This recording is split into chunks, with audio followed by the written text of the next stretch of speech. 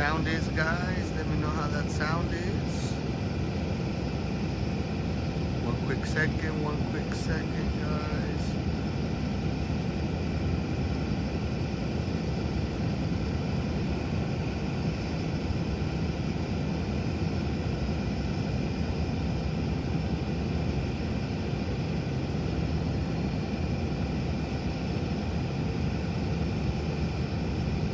Awesome. Good to see you guys on here. All of our Facebook friends, good evening. All of our Twitch, our friends on Rumble, everybody on YouTube, good evening, guys. Good evening.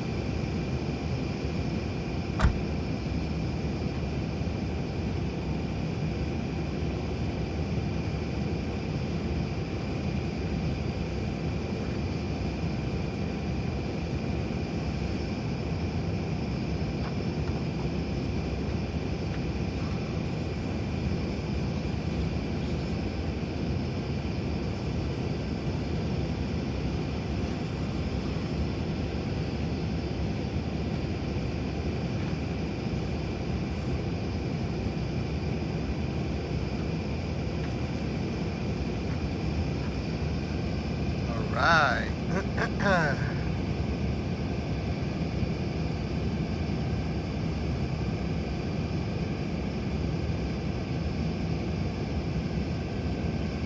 Welcome everybody. Missy, Mickey, Cheryl, Native.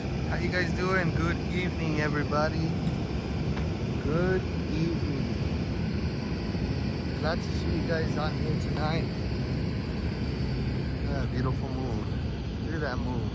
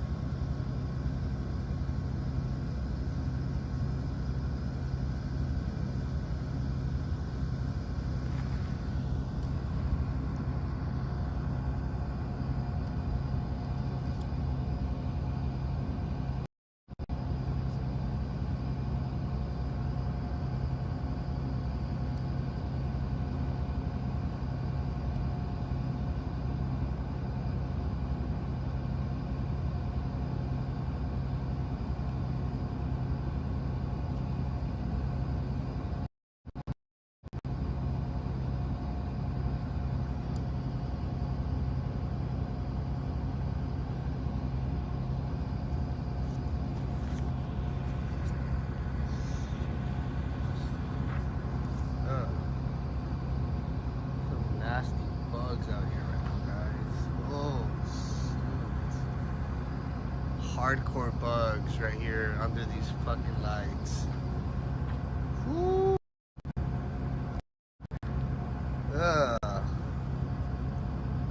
Like there's a cat over there.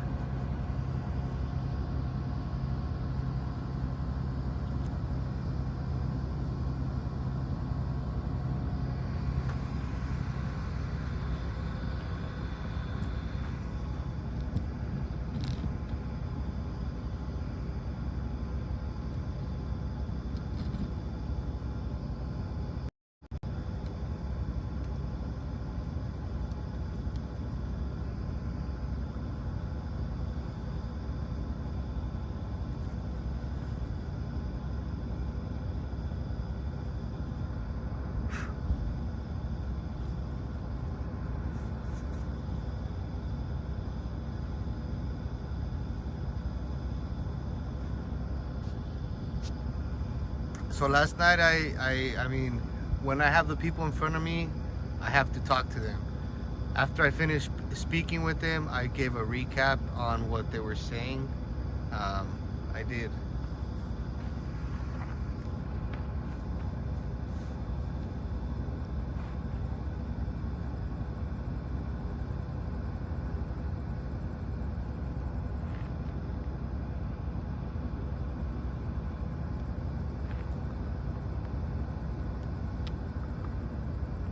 Hopefully, it's gonna. So tonight, it's gonna be a much busier night. Tonight will be a much busier night. Let me get away from these lights right here, because these lights have all these bugs falling on top of me right here.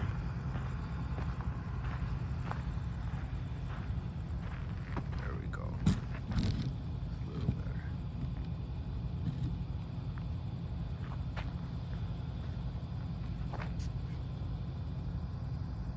Good evening, everybody. Thank you guys so much for joining us out here once again tonight.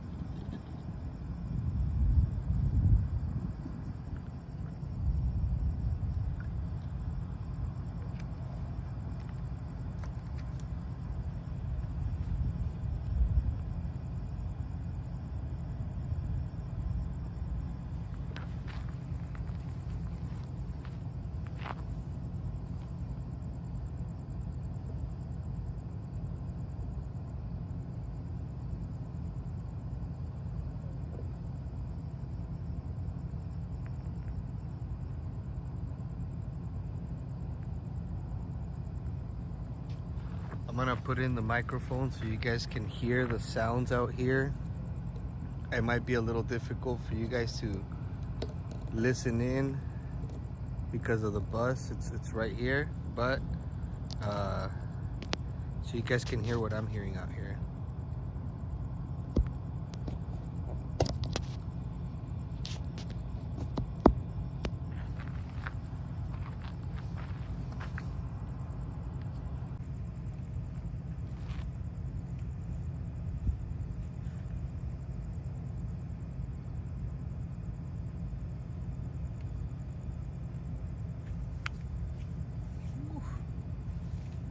Man, these bugs are nasty. They are hardcore today, guys. Yesterday they weren't as bad out here, actually.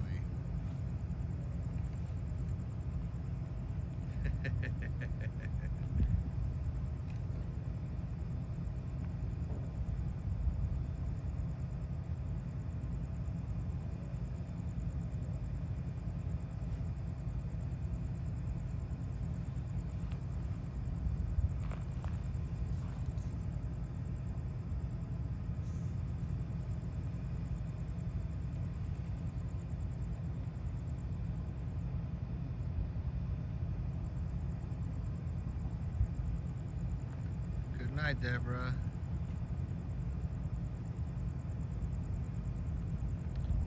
And the cars on the other side are pretty much going non-stop right now, y'all. You'll be able to see them maybe a little bit or vaguely through the darkness right here behind those trash cans.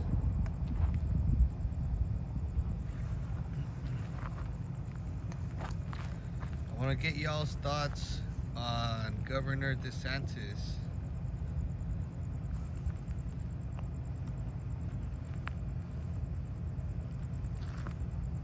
Anthony, is your pup potty trained by now? Yes. My pup is absolutely potty trained.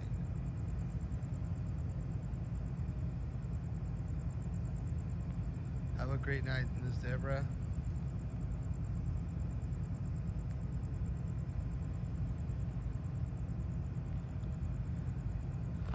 Hard to hear. Yeah, there's a big bus right behind me, guys. Absolutely.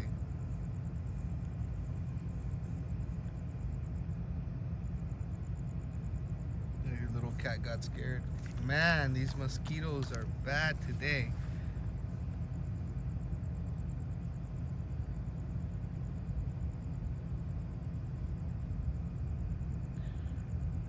Linda Burns says, I was wondering about your dog. Oh, well, she's doing good. Thank you for asking. And yeah, we'll be seeing her here in the next few days. Absolutely. And y'all will actually be seeing little Emma in the next few days as well. Emma is my pug zoo. Emma is our pug zoo.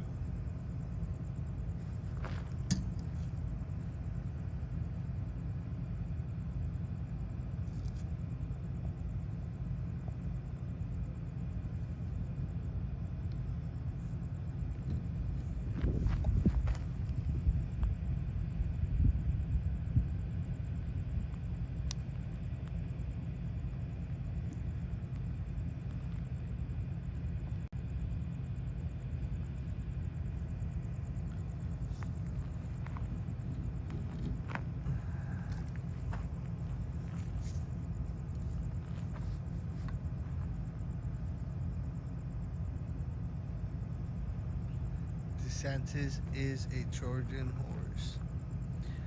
I personally, I don't like him. I would not consider him as somebody that I would vote for. And if it came down to me having to pick between DeSantis and RFK, I would probably pick RFK, to be quite honest with you.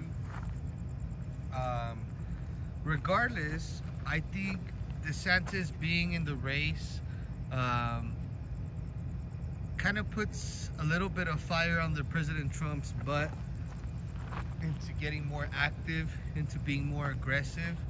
And so although I don't like DeSantis personally, I think it's good that he's in the race. I think the trip that he took today was good in general. It was good for the cities that he visited. Let's see.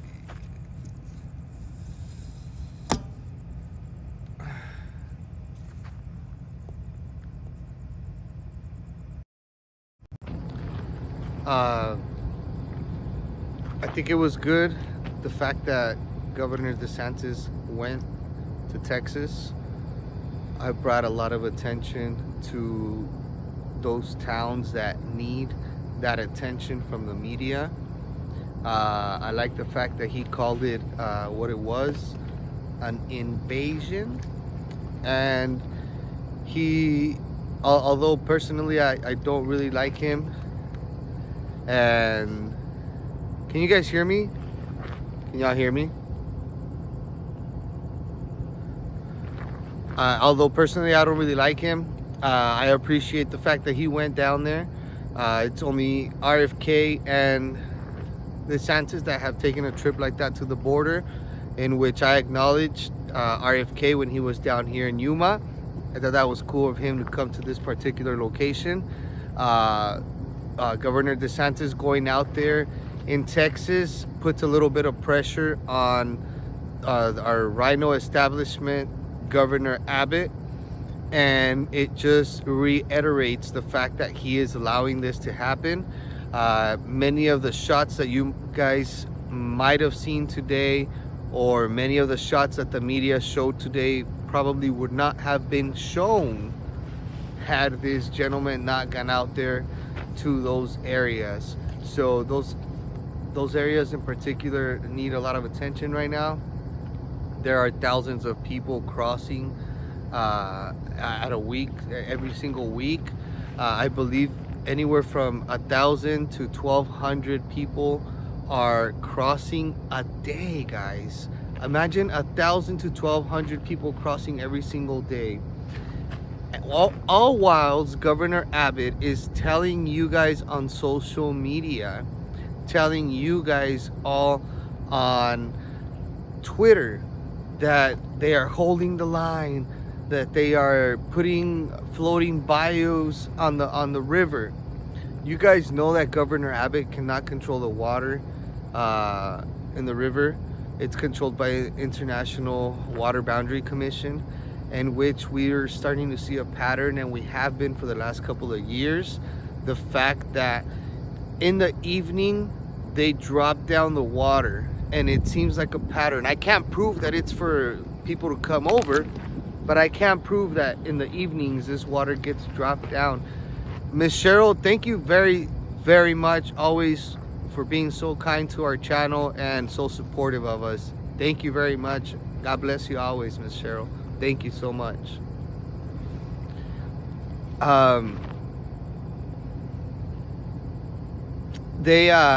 So they dropped the water levels, and that apparently that's kind of what it seems is going on here. Although there are floating devices all along the river down in Eagle Pass area, these people are just simply going around it. There's not an infinite line of these barrels floating in the water, so these people are just literally going further downstream, going around it and walking right up. They're crawling themselves up and under this concertina wire.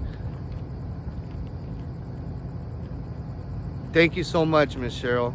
Always so supportive. I greatly appreciate you very much. Very kind words. Thank you. They're literally climbing up and under the concertina wire, scratching and crawling right under. It's unbelievable. It's unbelievable. So I appreciate the fact that DeSantis went over there, because poor Texas is getting hammered. We will also be in the month of July. There's a lot of good things that we're working on. We have an awesome trip with our friend and colleague, our brother Ben Bergwam.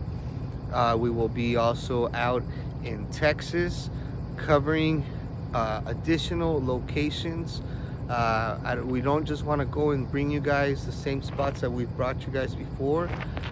This coming July, we've pinpointed different spots. We are putting money together right now for one of these Starlink devices for the road, so that anywhere that we are traveling to or going off to explore and wander, we're able to bring you guys live coverage. So we appreciate all your support, everybody on here tonight. Take a quick minute to grab the link to this video and share it out for us. That's the only way this works, and that's the only way we're going to be able to get the word out as to what is currently happening out here every single night. We already see the welcoming committee pretty much up and running and ready and expecting their guests, pretty much their clientele, to show up, be picked up, load up all of their belongings, and then usher them into the border patrol station that is maybe about 12 miles away from here, in which I believe I showed on here last night some of the encampments that they've actually expanded out here. Last time I was out here, I did not take notice of that particular facility. This time around, it looks like a miniature El Paso encampment with the potential of expansion, and it seems like they might be clearing way or making room for potential small enlargement of that particular facility. It's not getting any better, guys, and our own government is currently down south in South America preparing more soft side style camps to continue to process people in South America, get them ready and fly them in directly into the country to avoid any of the optics, to avoid any of these situations out here. They are literally the same type of camps that you guys see in places like El Paso, the same kind of camps that you guys see out here in Yuma, Arizona. Those same kind of camps are being propped up south of the border of Mexico, places like Panama, places like Guatemala, places like Honduras. They are propping up these, in Colombia, they're propping up these camps to basically do the job that they are doing here over there, keeping it out of your sight, out of your mind, getting it done south, and then importing them one-way ticket straight into the United States. That is what is currently happening right now, guys. It is unbelievable. There is a ginormous camp currently right now north of the city of Houston in Texas that is being built by these real estate developer moguls that are just incredible in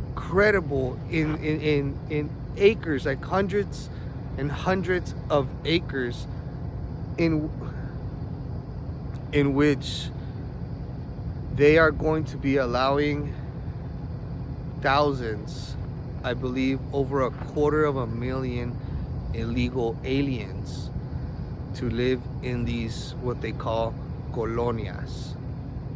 There is something far more sinister that is happening here. We are receiving, and something that I've been talking for years since we've been down here, we are receiving an incredible amount of military aged males.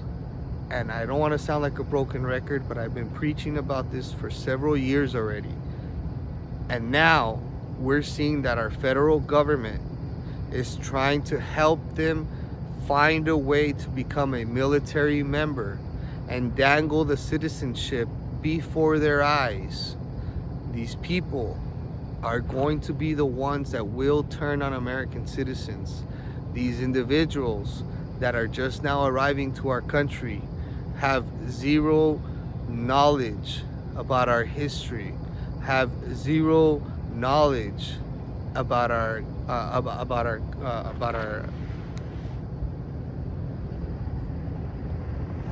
about the American ways, about our Constitution, about our way of life out here. There is going to be such a culture crash. They don't know about the Bill of Rights. They don't know about the Constitution. They don't know about any of that. All they know is that they're going to get citizenship if they sign up to be part of the military, and they will just follow orders. We need to wake up as to what is currently happening right now, guys. It is really unbelievable.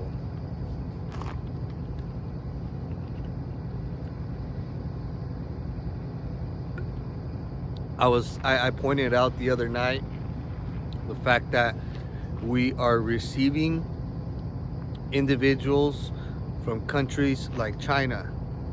As strict as China is, do y'all really believe that these people are somehow magically now just happen to be escaping China?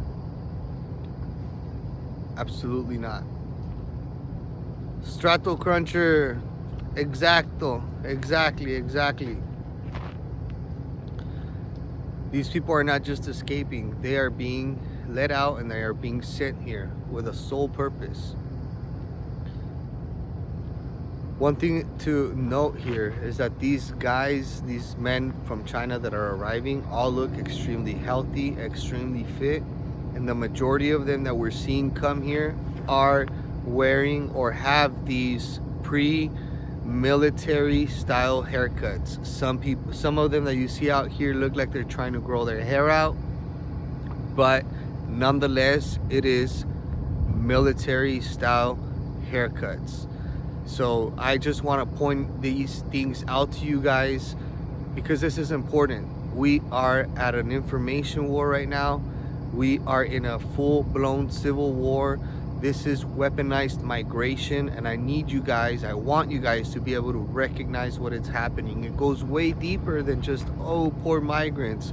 We see unaccompanied minors arriving at 16, 17 years of age, but people neglect to talk about the fact that many of these kids at that age are already sicarios. Many of these kids at that age have already killed somebody in their prospective country. Many of these kids at that age have already been selling drugs. They've already lived much more than your average child here in this country. What is going to happen when all these kids are being put into school with your children? What is going to happen when your children at school are going to be forced to speak Spanish now? It is just completely insane what we are seeing. And add to that all of the African males that we're seeing show up down here every single night. It is a mass amount of African males that are arriving. All of these males at some point or another are going to want to have a girlfriend, are going to want to have relations with somebody, and that is something also that people are not talking about. There's a lot to unpack here tonight, guys. So I appreciate all of you guys for tuning in.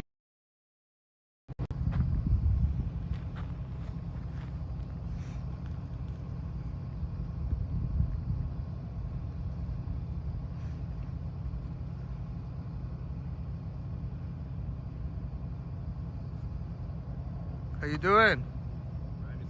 I'm doing good, sir.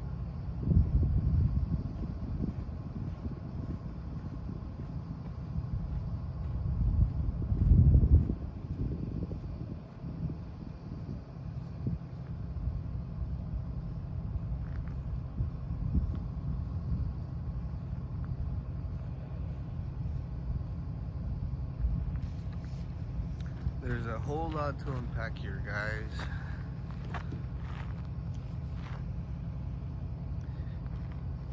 I am going to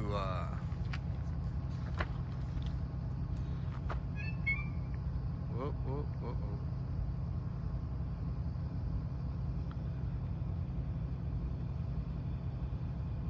Cheryl, bless your heart. Thank you so much. Greatly appreciate you once again. Thank you guys so much. You guys find value or entertainment in my work out here, please consider going to givesendgo.com/border wars, guys. All support is greatly appreciated. It just goes back to keeping us out here and keeping us on our mission.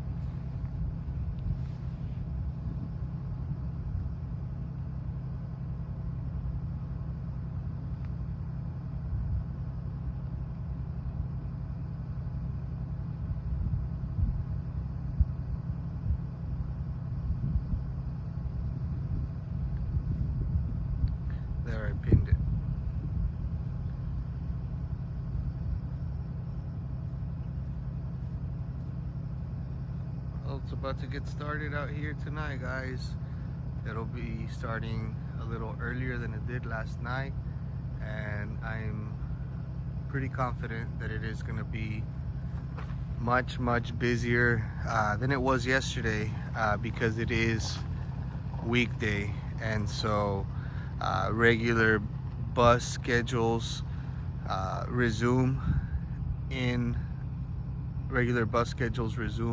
back again on the other side of the border, so it'll be busy. I have 3 sons still in California, but one of them got pulled over by a police officer. My son told us that he could not understand the police officer, so he got slammed against his truck, went to court and lost. Wow. I'm sorry to hear that, Manuel. I did not know if I was allowed to send out.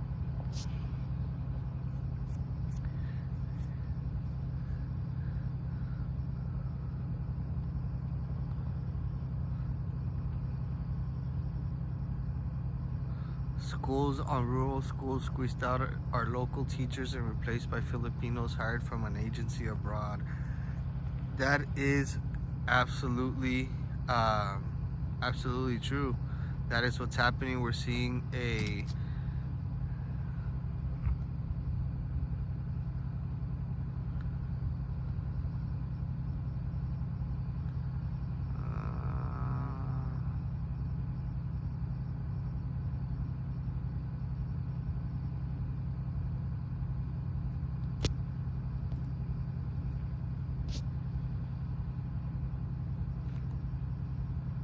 Thank you, Missy. Thank you, Rain. Thank you, guys. Yeah, you can screen record that and share it out, brother.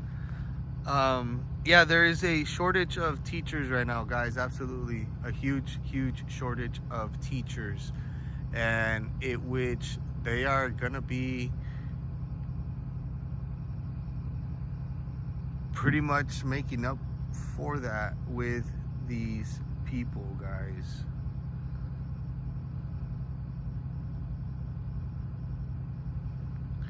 Sean, welcome back. Man, why are our Facebook friends always so shy? They never comment on here, huh?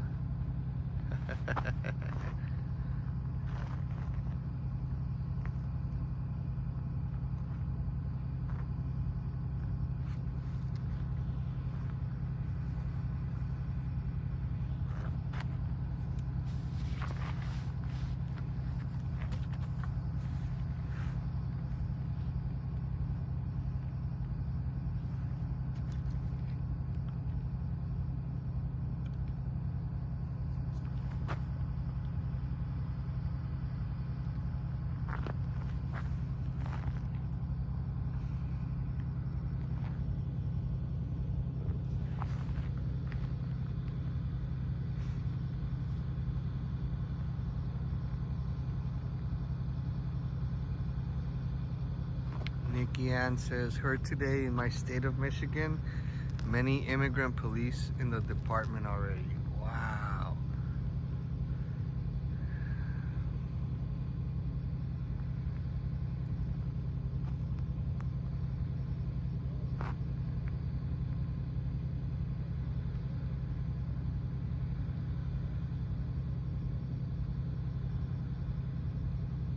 I'm sorry to hear that, Patty. I'm really sorry to hear that, my friend.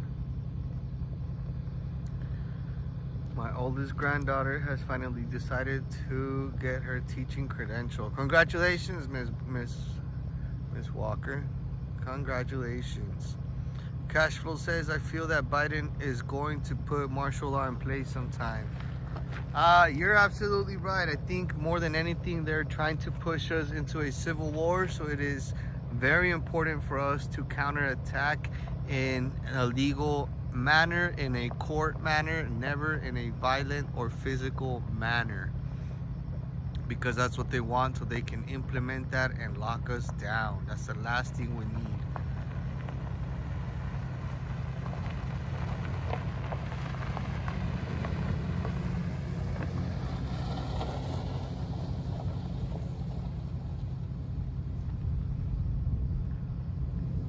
somehow I just ended up with bug spray in my mouth. I can taste it.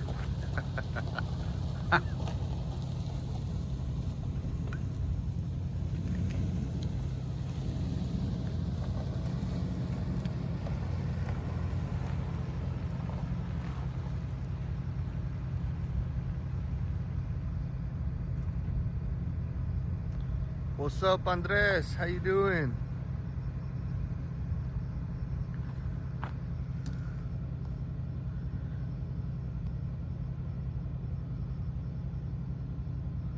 So when those people come, are they being bused to the wall? So when these people arrive at that location and then they run into this guy over there,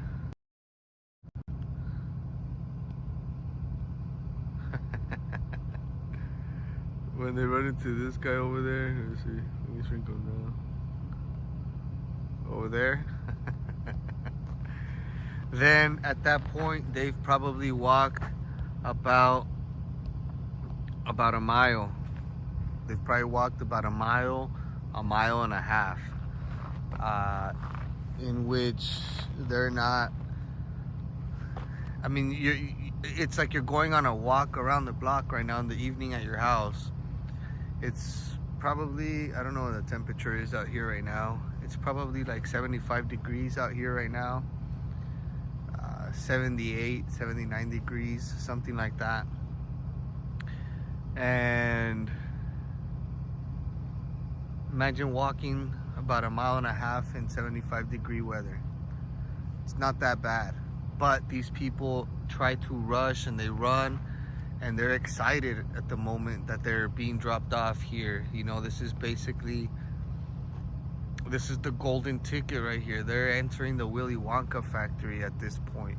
And so they get extremely excited, some of them, and they start running and hyperventilating, and that's when you get people that look like they're tired. Some of them are sweating because they walk some of the sandy area pretty fast. And so right now, that's why they don't cross during the day, because during the daytime it would be brutal. Right now in the Sunland Park area out there in El Paso, Texas, Sunland Park, Santa Teresa area, they found another 2 bodies, and that's already 5 bodies in less than a week. And although it is not a large desert whatsoever, it's probably no more than 2 mile to 3 mile desert from one end from where the river, from the time that they cross illegally to one of the main highways. It's anywhere from 2 to 3 miles. So it's not that bad. It's not that long of a stretch. But these people want to cross during the day, and it's impossible. They die of heat stroke. They're not dying of anything else. They're dying of legit heat stroke. As they're trying to run through the sand, their body heats up. It could be 109 degrees out there, but with that sand below you, it could be 125, and you're sitting there on that sand with no shade, no water. People overheat and die. That's why out here nobody crosses during the day. Only myself and Ben Berkwam are the only crazy ones to go on the other side of this wall. We walked for 3 miles one way and 3 miles back, and it was during 1 o'clock in the afternoon, and we finished at around 3 o'clock, and I damn nearly died.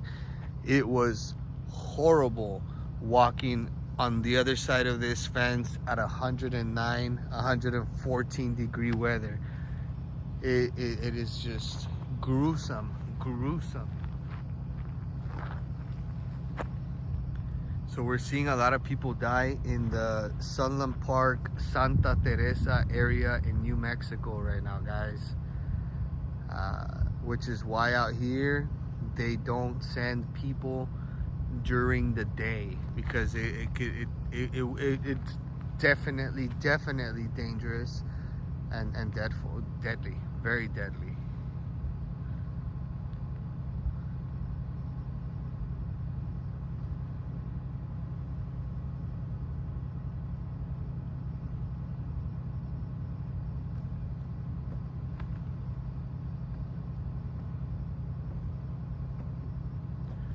July, we have a few camping trips where we're gonna be in remote areas that we're basically gonna be completely off grid, which is why we're trying to get that Starlink as soon as possible.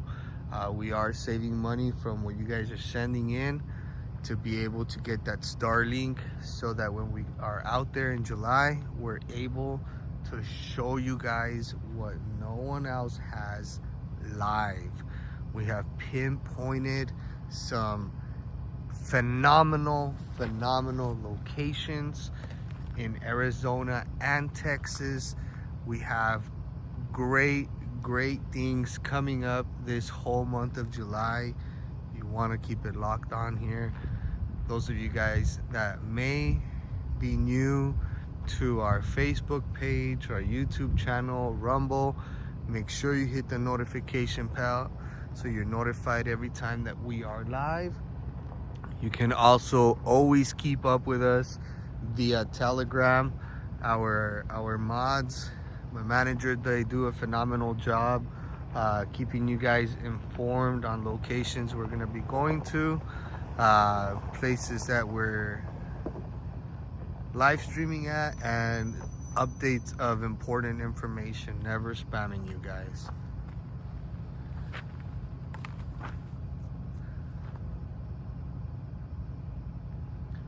Kim, thank you so much. I greatly appreciate you, Kim. Thank you so much for that donation. Thank you.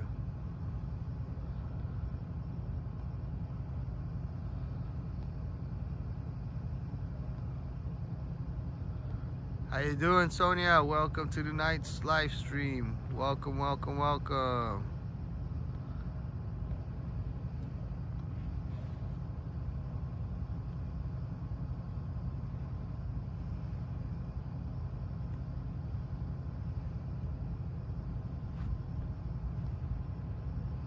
That's right, Dragon. Sure.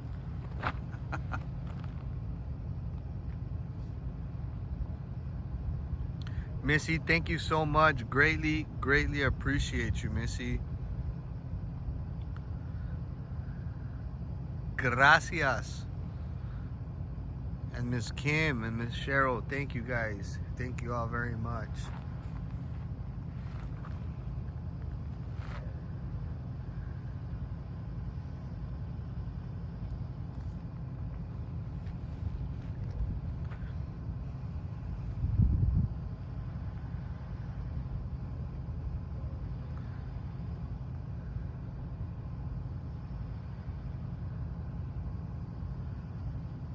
Miss Mary in the house. Man, little trooper. She showed up.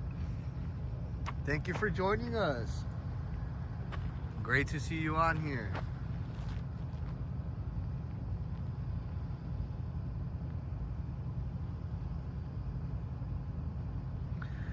One Way says, Anna, thank you very much. Miss Anna D, thank you very much for that donation. Thank you so much.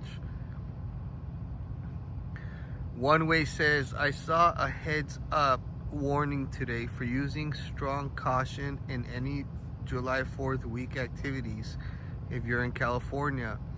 Military is searching California top to bottom. What is all that about? Can somebody elaborate on that for me, please? In the meantime, I want to play a little bit of the interview that DeSantis had, not so much because I like the guy, but because what he spoke on seriously makes a whole lot of sense, guys. A whole lot of sense.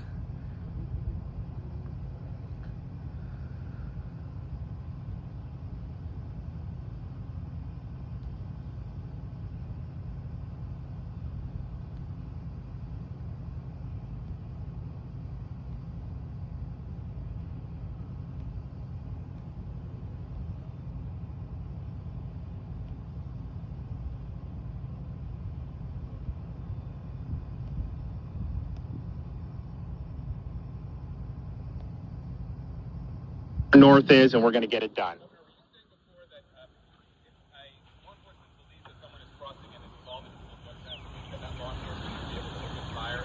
Secondly, when you talked about direct action, direct action against the cartels, do you mean sending the military over the border into Mexico to take that action? So we will use all levers at our disposal to win the fight. I think if you look at if somebody is breaking through the border wall, which they are doing in other parts, demonstrating hostile intent or hostile action, you have to be able to meet that with the appropriate use of force. I don't see how you can just let them do that and carve through a wall on sovereign U.S. territory with a backpack full of drugs. And so of course you use deadly force. I mean, how would you let somebody just break into your house and do you harm? No. And I can tell you in Texas, they wouldn't do that. Try that in Texas. Why is our country any different? And these guys will bring like blowtorches. They have a huge thing that the cartels are doing. And how embarrassing is it that we have in the places we have a wall? I was there the other day in Arizona. They're repairing the wall because they busted through the wall. I mean, that is just unacceptable. And I tell you, if you drop a couple of these cartel operatives trying to do that, you're not going to have to worry about that anymore. They will not mess. They're only messing with it because they know they can get away with it. Salazar Bear County has filed charges against you for shipping migrants. Against me? Yes. That's news to me. Are you going to continue to ship migrants from San Antonio to other places? And can you tell us why you decided to use San Antonio as a hub? So we have a program for transport to sanctuary jurisdictions. It is done by contractors who take the job, and they're able to do and identify sanctuary jurisdictions as appropriate. It's not being directed in any one particular part of Texas or Florida or anywhere else, and it's someplace that can be done at their discretion. And so I think it's been very effective, and it's something that our legislature has authorized and will continue to be used. Yep. What would you say to President Trump? Get out of the way and let other Republicans come forward? Well, obviously, I'm running to win because I think that we will be able to, of course, you got to compete and win the primary. We think we can win a really strong general election victory, expand the Republican majorities in the House and Senate, and then actually be able to bring all these issues to fruition. And when you bring the issues to fruition and actually get the job done and deliver results, that, at the end of the day, I think, is what people really, really want to see. And in Florida, everything we promised, we did, and we actually... Yep. So everything that he said right now in the very beginning, I'm all with that. 100%. You've got to use deadly force when you see people down here acting in a violent manner, trying to come across by cutting walls, cutting fences. 100%.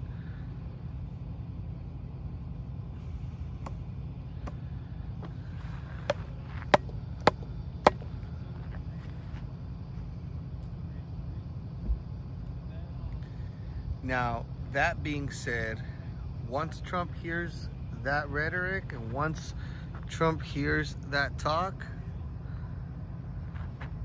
Trump's gonna step it up because he's not gonna want to be outdone, and Trump's gonna really start stepping it up, and that's what I want to see. I want to see that guy pounce and fight.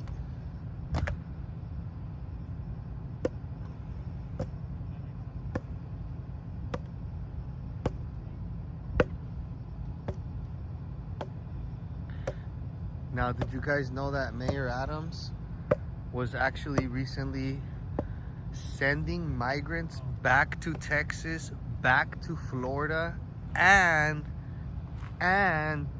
he went and sent migrants all the way to China, guys? How do you like them apples?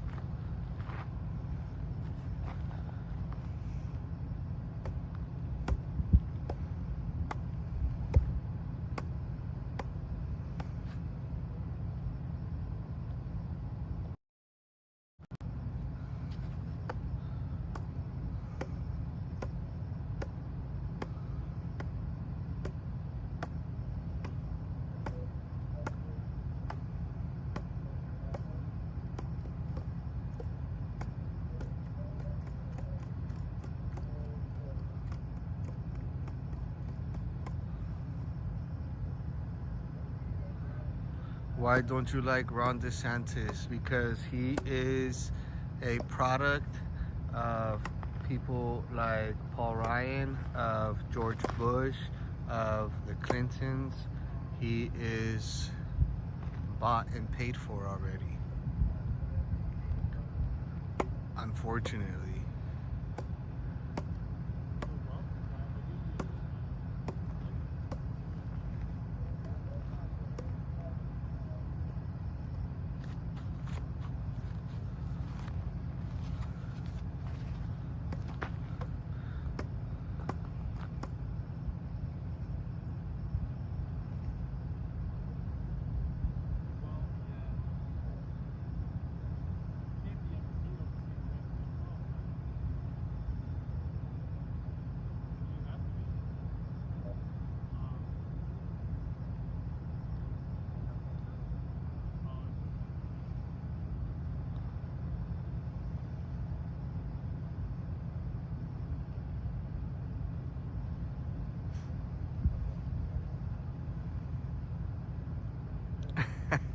Strato Cruncher. uh, he is also socially awkward. Yeah, he is. Yeah, he is.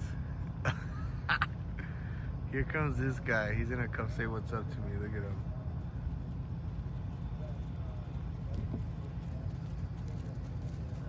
What's up, guy?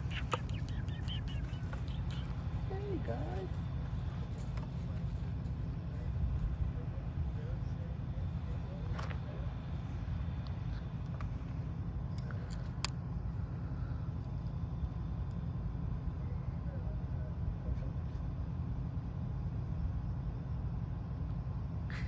He's like, I'll go say hi.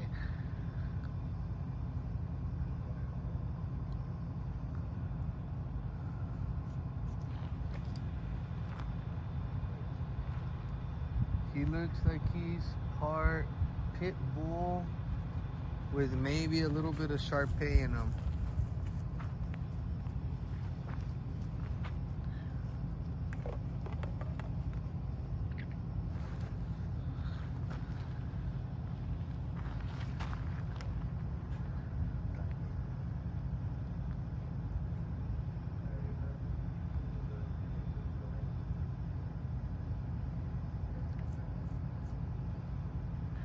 It's not really Waffles, guys. It's an AI.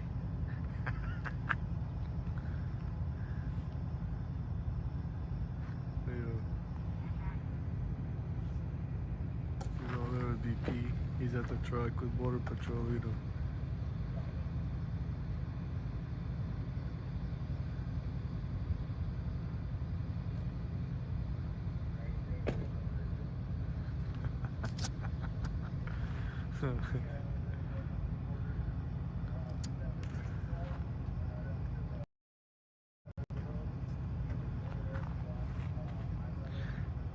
You guys call him Waffles. The Border Patrol agents do not call him that.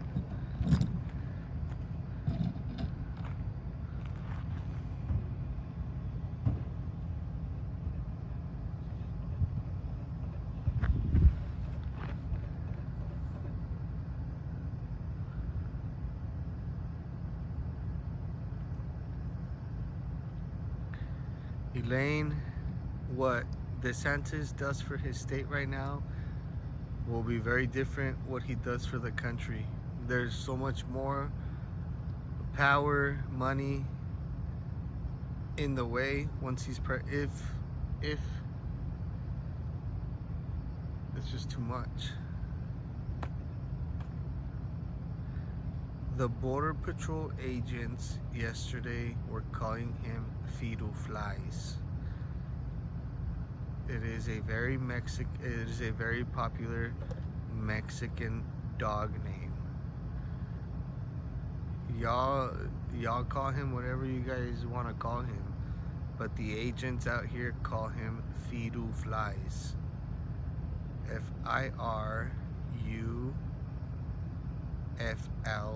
FIRUFLAIS.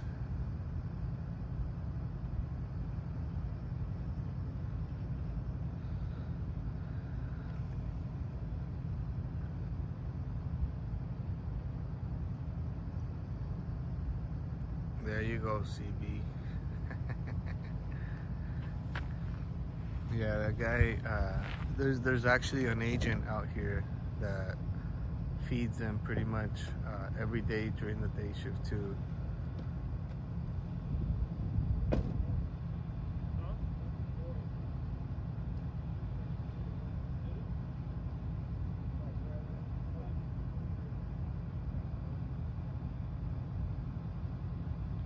Border bandit. That's a good one. Do I think Trump could win again? Listen, unfortunately, our politicians are wimpy, whiny, spineless, squishy Republicans. Look at where he's going. Squishy Republicans. Haven't even made any substantial changes to, let's just say, the Dominion hardware that we'll be using. The machines. We're still gonna be using the same machines.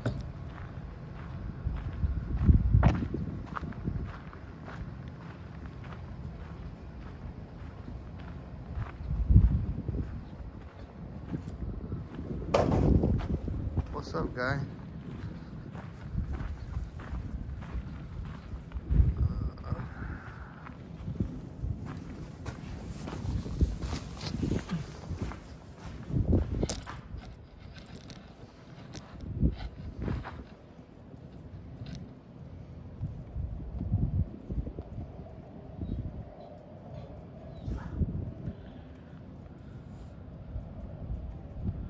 Guys, man, you guys really have your stories. I'm not gonna argue with y'all.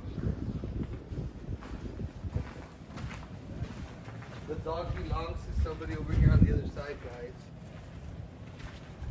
The dog belongs to somebody over here on the other side. He's not a stray. He belongs to somebody on the other side.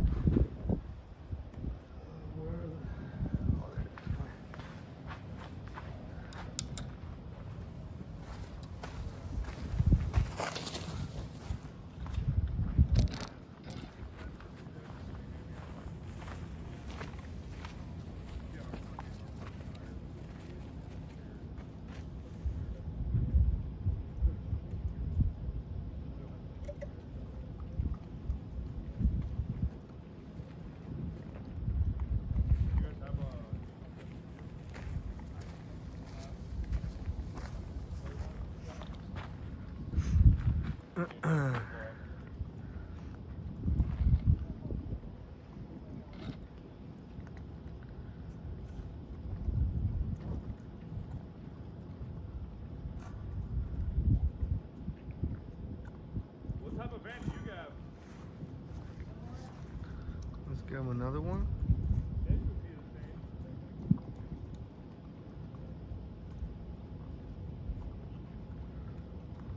The cats were over here sniffing the food too just a little while ago. They can pull mine off.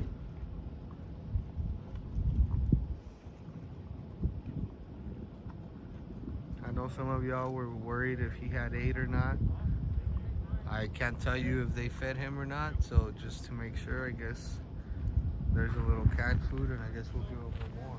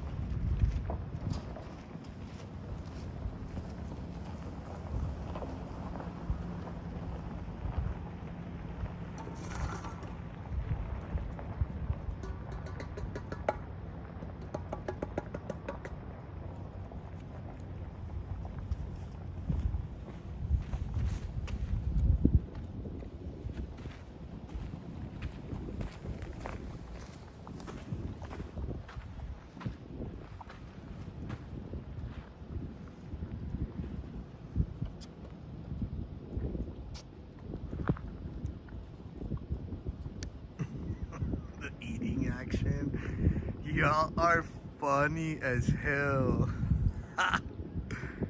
Y'all are so funny. The border logos blocking the eating action. You guys are funny.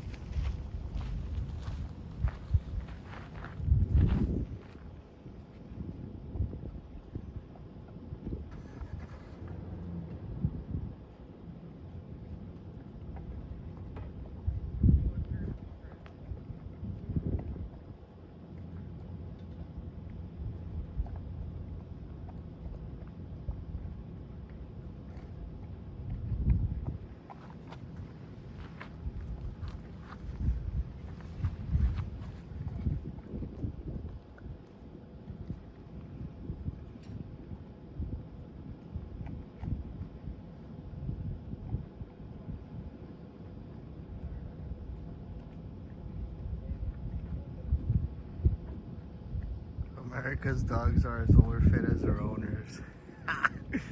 Guilty! You guys should see my pug, man. My pug is hilarious.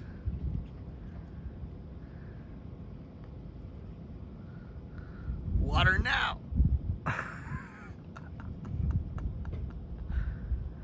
Well,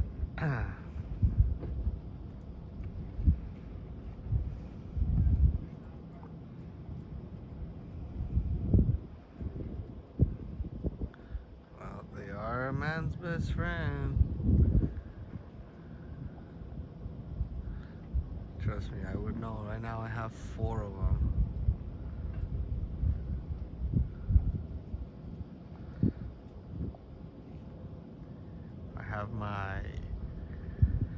I have a 10-year-old, no, not even 10-year-old. He's like 6 years old. I have a 6-year-old boxer. 6 years old.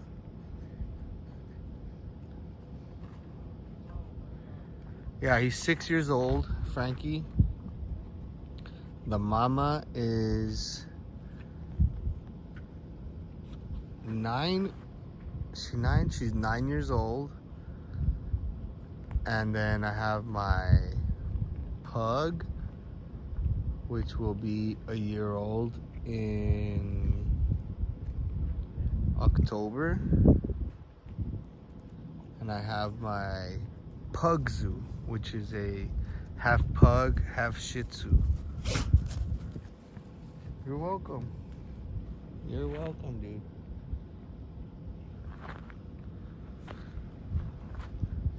Man, mama is fixed, yes.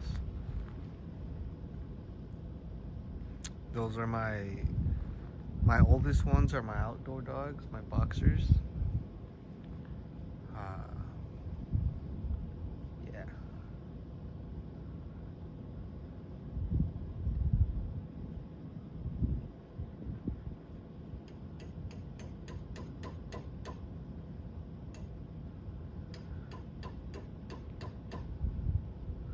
So it's Frankie, Mia, Gorda the pug, and Emma the pug zoo.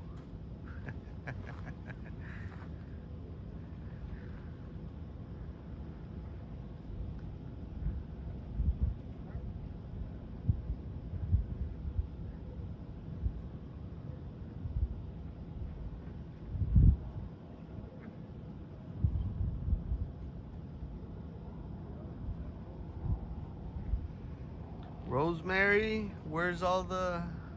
They're coming. They're coming. The cars on the other side have been going hard, back and forth, the last maybe hour. So here in just a bit, you guys are gonna see them start to arrive. There you see the welcoming committee switching out tires. They don't just babysit these people, they also are over there switching tires to keep their customers happy.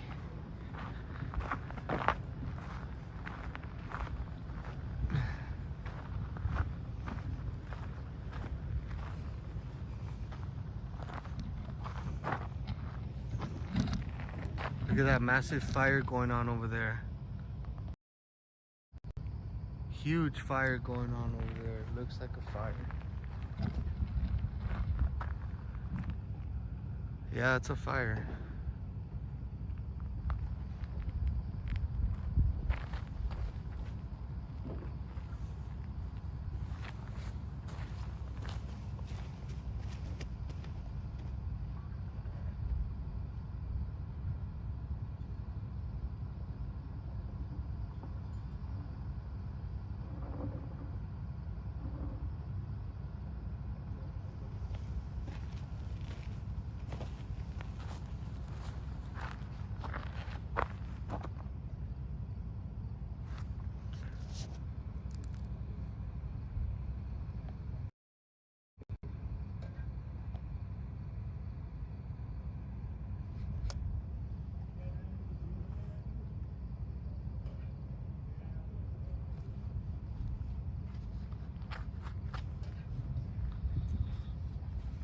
That looks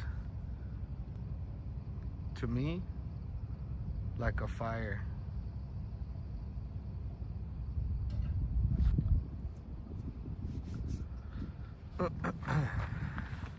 That is on the Mexico side, correct?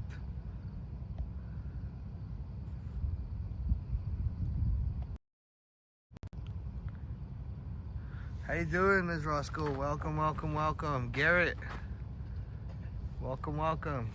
Thank you guys. Thank you guys for coming in. It's a fire, right? Do you guys think that's a fire?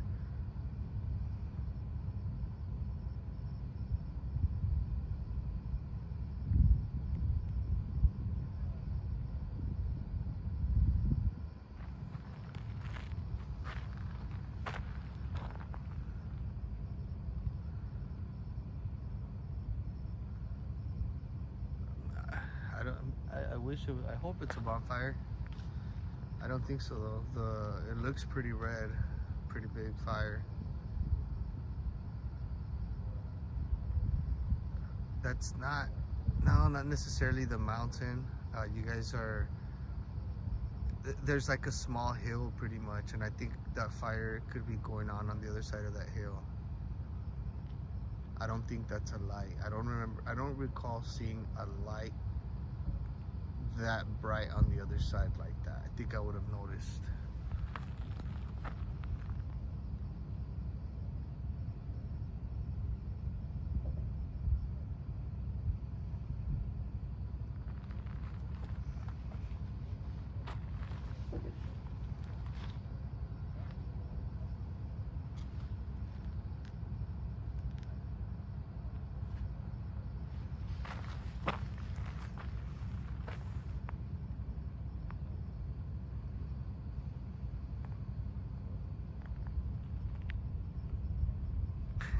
It's Sean.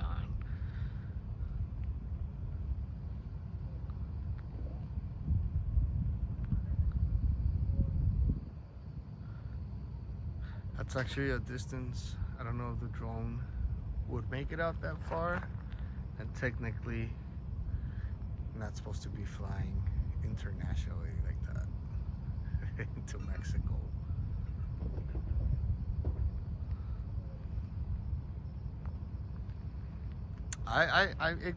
To me, I don't know. It could be a light. I'm still a little undecided on what it is.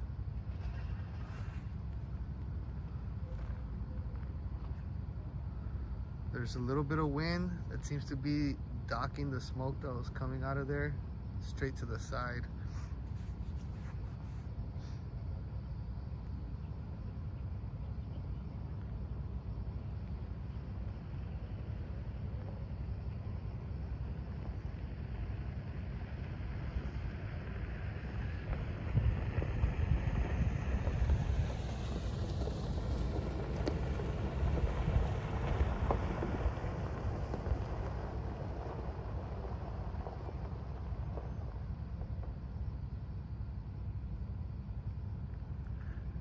it looks pretty red from here, guys. Big time.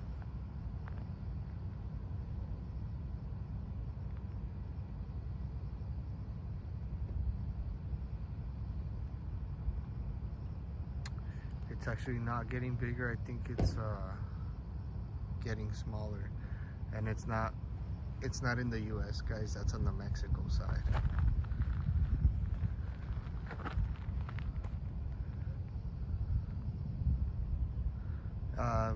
The BP could know or could not. I don't think they care anyways. It's not on the US side. It's probably, I want to say, maybe give or take like 2 miles from where we're at. Maybe a mile and a half. There is a lot of roaches out here tonight too. The little skinny ones.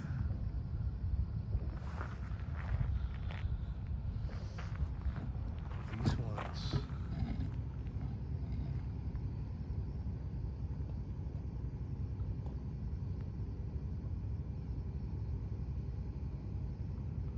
There's a lot of them out here tonight.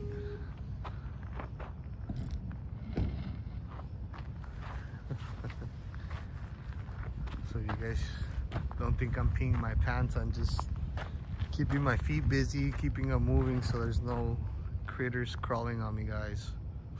Let's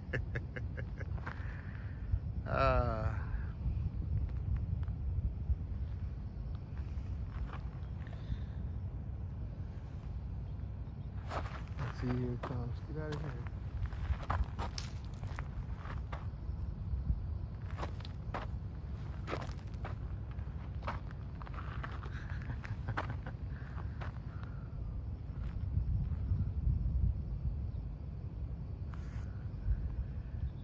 El fuego parece ser en la dirección del rancho Magaña, al otro lado de un pueblo pequeño que se llama La Curva. Se ve un poco retirado de donde estamos. It does look like it's a little bit of a ways from where we're at. It's not immediately just right on the other side of the Colorado River. It's actually on the other side of what appears to be like a little hilltop over there.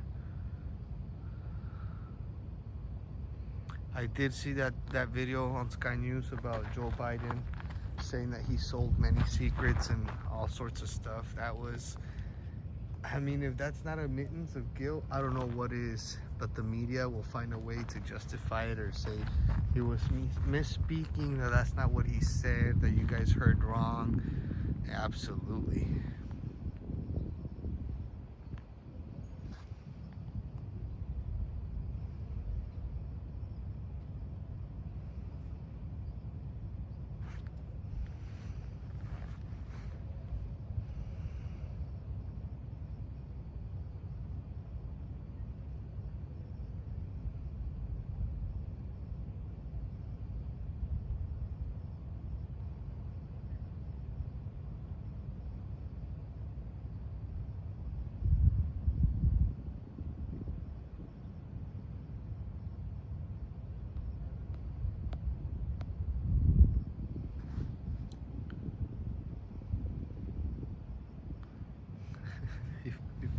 He spoke the bad part out loud, huh? Yeah, it's unbelievable how many chances they give this man. How many breaks the media cuts this guy. But if any of those times it would have been the shoe on the other foot, man, they would have crucified the guy. Had it been Trump Jr. trafficking hookers and smoking dope, they would have hung him. Oh my goodness, they would have hung the guy. Smash that thumbs up button for me, guys, as you guys are coming in here. There's 234 of y'all. I greatly appreciate all of you guys tuning in this evening. Help us fight the algorithm and smash that thumbs up to keep us on your feed. And now it seems to be getting a little bit brighter over there.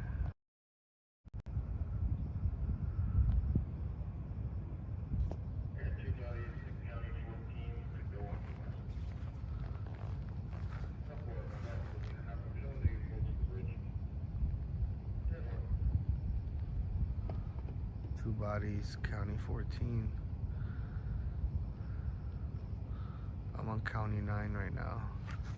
Let's see, he's putting on his bulletproof vest.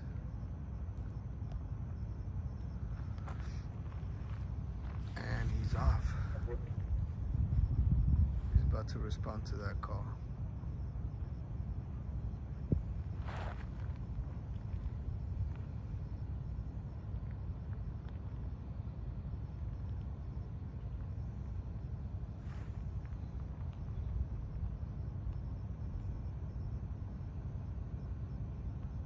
Ooh.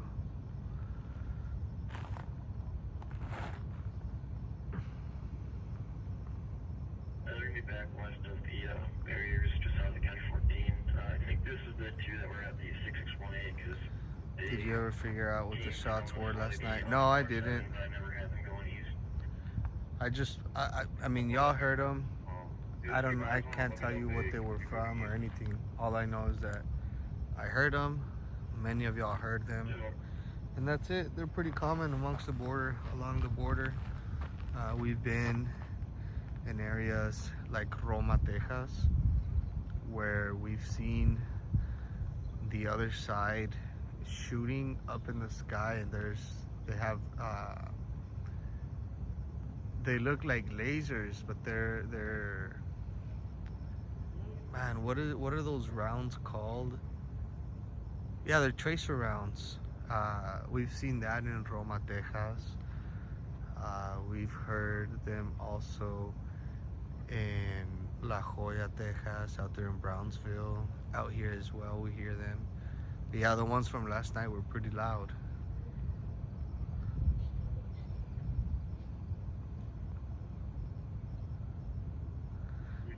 I just wonder how many of those weapons that we're sending to Ukraine are ending up back down here, or vice versa.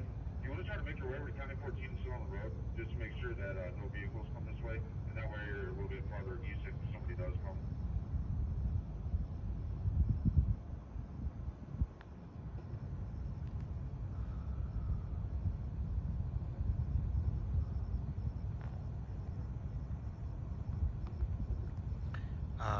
El Paso's county courthouse has been shot into from Ciudad Juarez before. You guys can look that up as well. I believe it's like on El Paso Times. There's been instances where shots from across the border in Ciudad Juarez have gone into the county courthouse in El Paso. That's pretty crazy.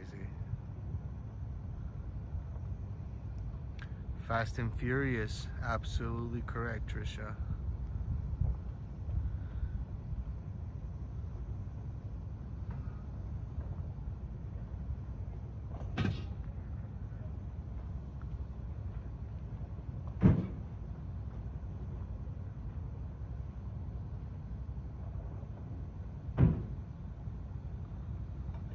I hope so, Jethro.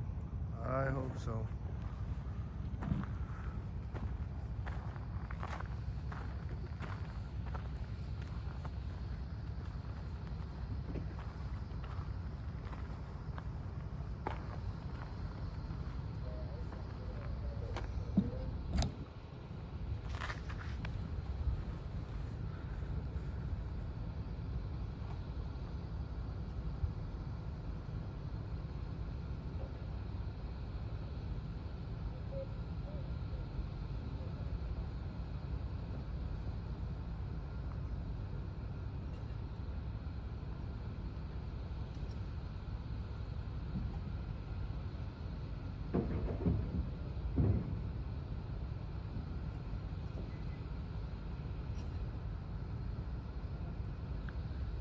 Good conversation on here tonight. Thank you guys all for engaging. Watch for a skunk. There's actually a spider now on my phone. Ugh. What the hell is going on?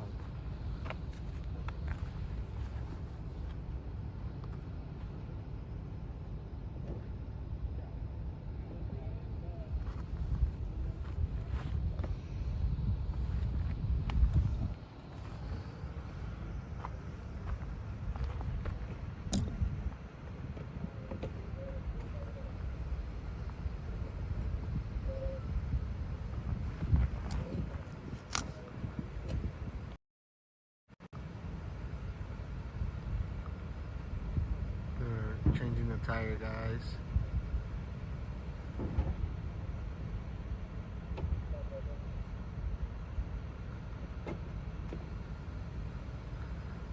Oh, ground vibration stirring up the critters. That would explain it right here on the train tracks.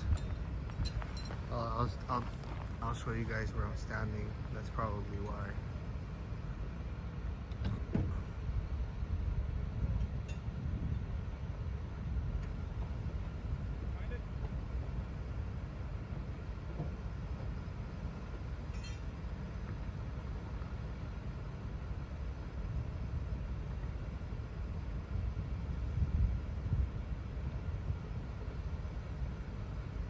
How many BP does it take to change one tire?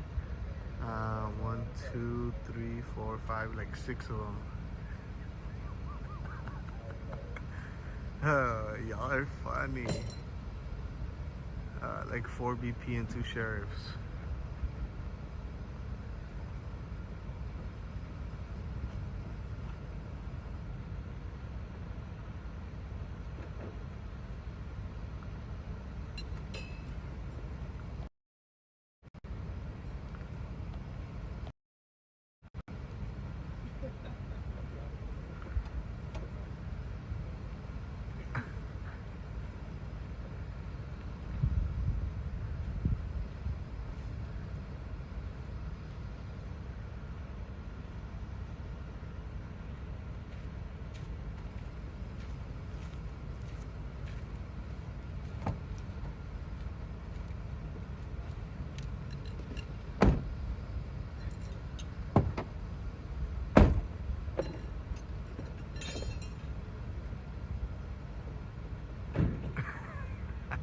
They were there for a while.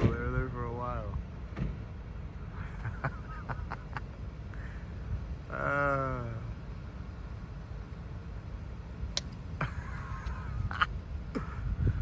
uh.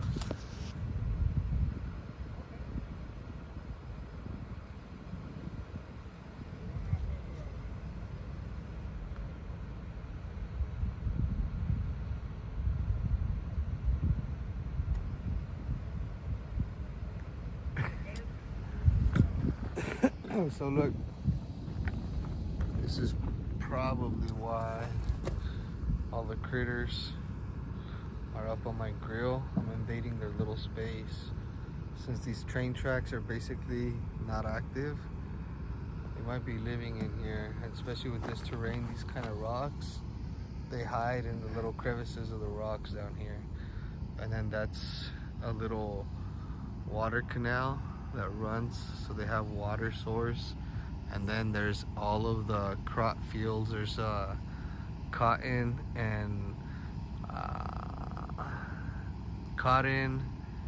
and corn here. So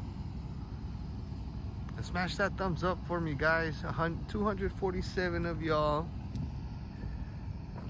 A few of you need to hit that thumbs up button for us. Greatly appreciate you guys tuning in here tonight.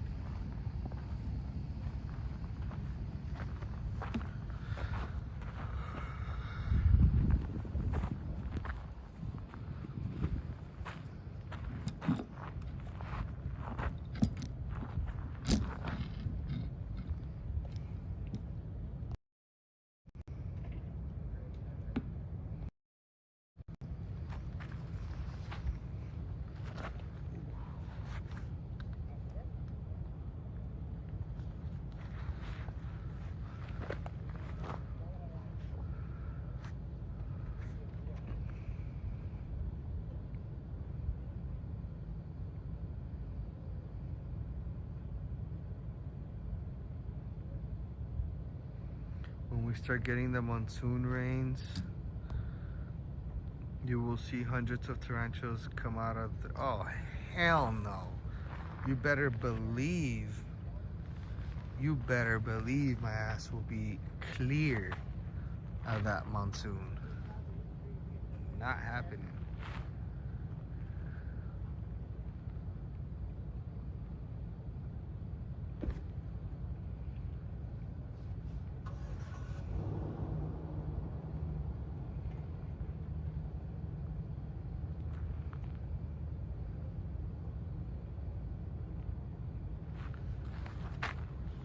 y'all see the fire is gone now.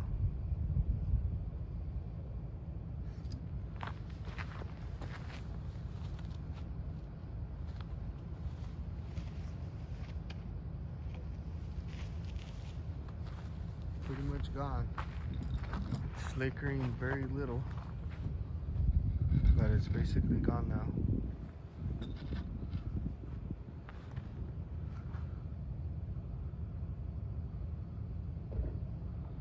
My daughter collects tarantulas for pets. Yikes.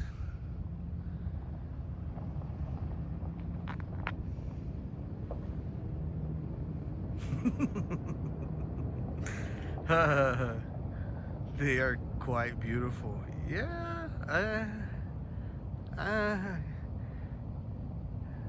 My mama always said beauty is in the eye of the beholder, huh?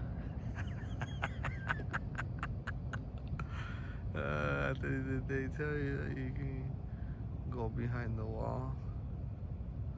No, I didn't know that, Tessie. Thank you for telling me that.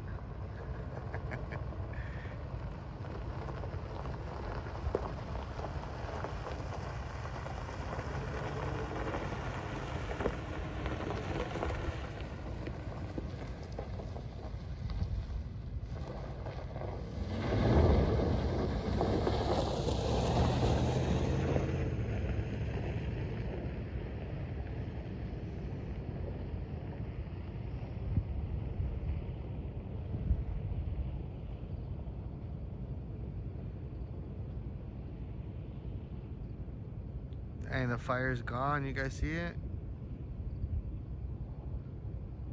It's done.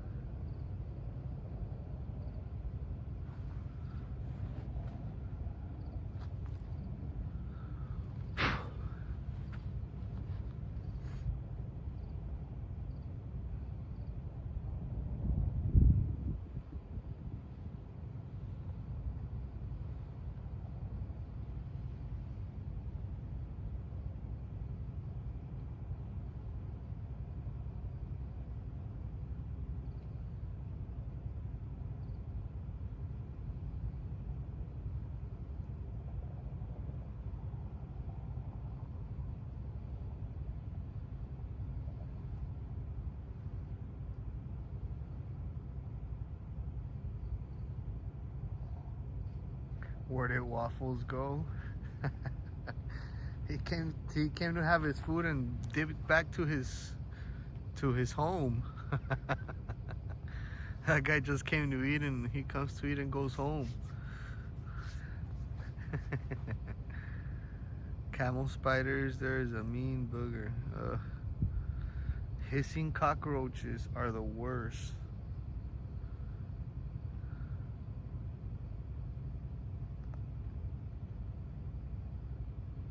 Thank you, Tara. Greatly appreciate you. God bless you, my friend.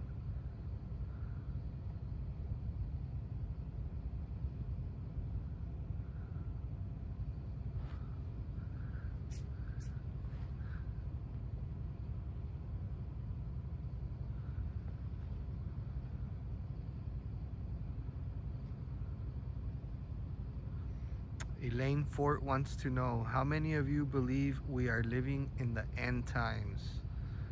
How many of you believe we are living in the end of times?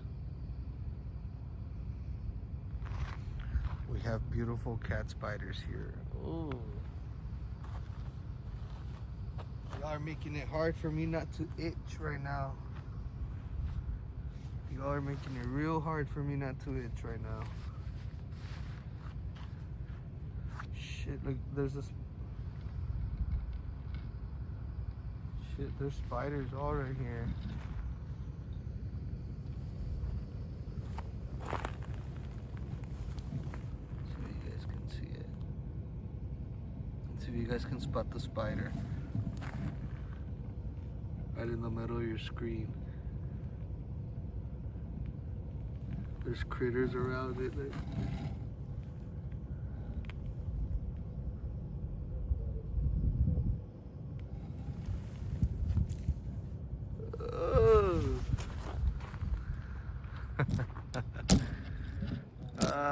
man, there's a lot of bugs up here tonight.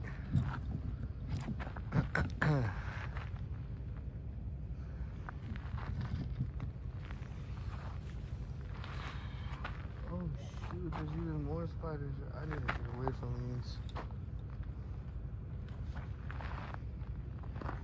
There's a book written 2,000 years ago that tells us what to watch for. I wonder what book that is. Thank you for reminding us. That's right. We basically have a manual that was written a while back.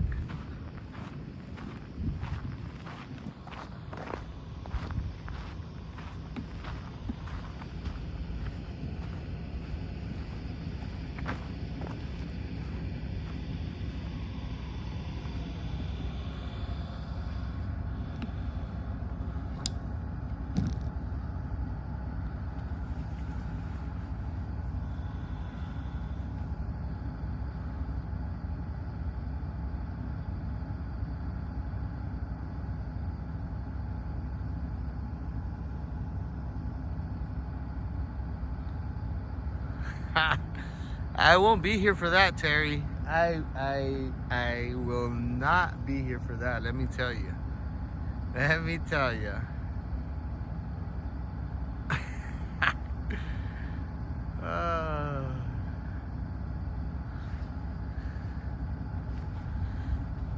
Let me grab another drink out of my car.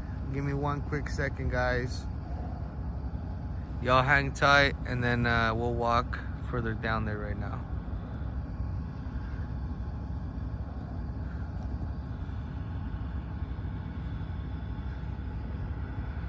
One quick second, guys. The other side's still busy dropping people off. I can see and hear the cars on the other side.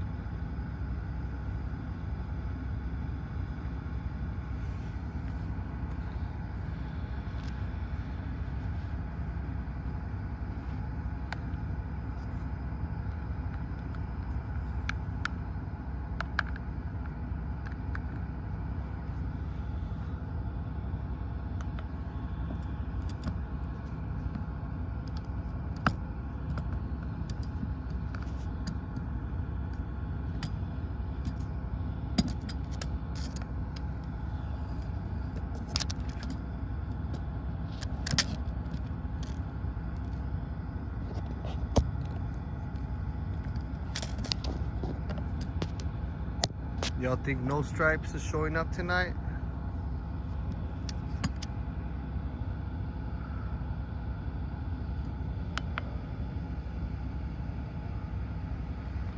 Be right back, guys. Let me go grab something out of my truck to drink.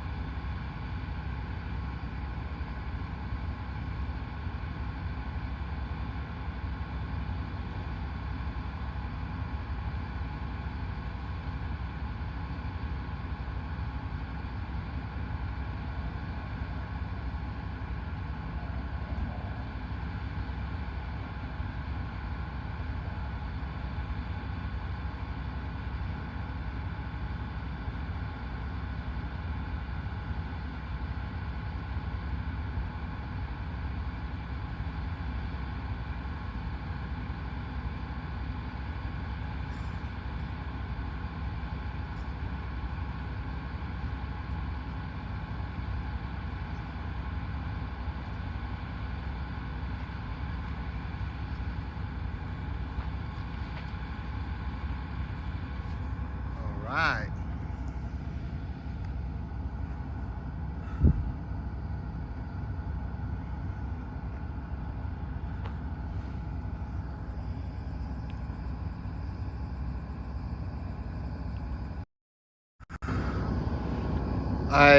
Y'all see the tip of my finger, how it's purple. I opened both doors of my truck, and as I'm standing in between both doors, I shut the door behind me. My hand slipped, and by the grace of God, I still have a finger. I barely pinched it right there, and it turned purple right away. I'm just so glad that my whole finger didn't go in there, because right now I'd probably be singing a different tune.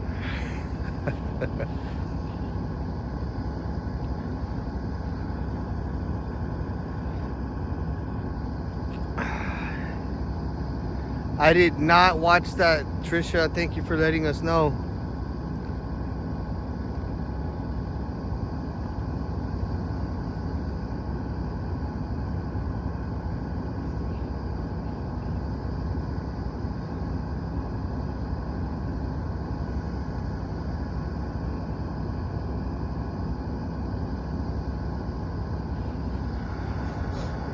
It's ready. I know sometimes it sounds like a broken record, but it doesn't register, it doesn't click in my mind how they are literally a welcoming committee. And I hate using the word literally, but literally this is what it is. And I'll use the same comparison again. Those of you guys that may or may not remember when you went to California for one of your first times and you flew into LAX, or you were taking your family to Disney, you fly in, and if you don't rent a car, you're pretty much gonna be out there waiting for the Hilton shuttle,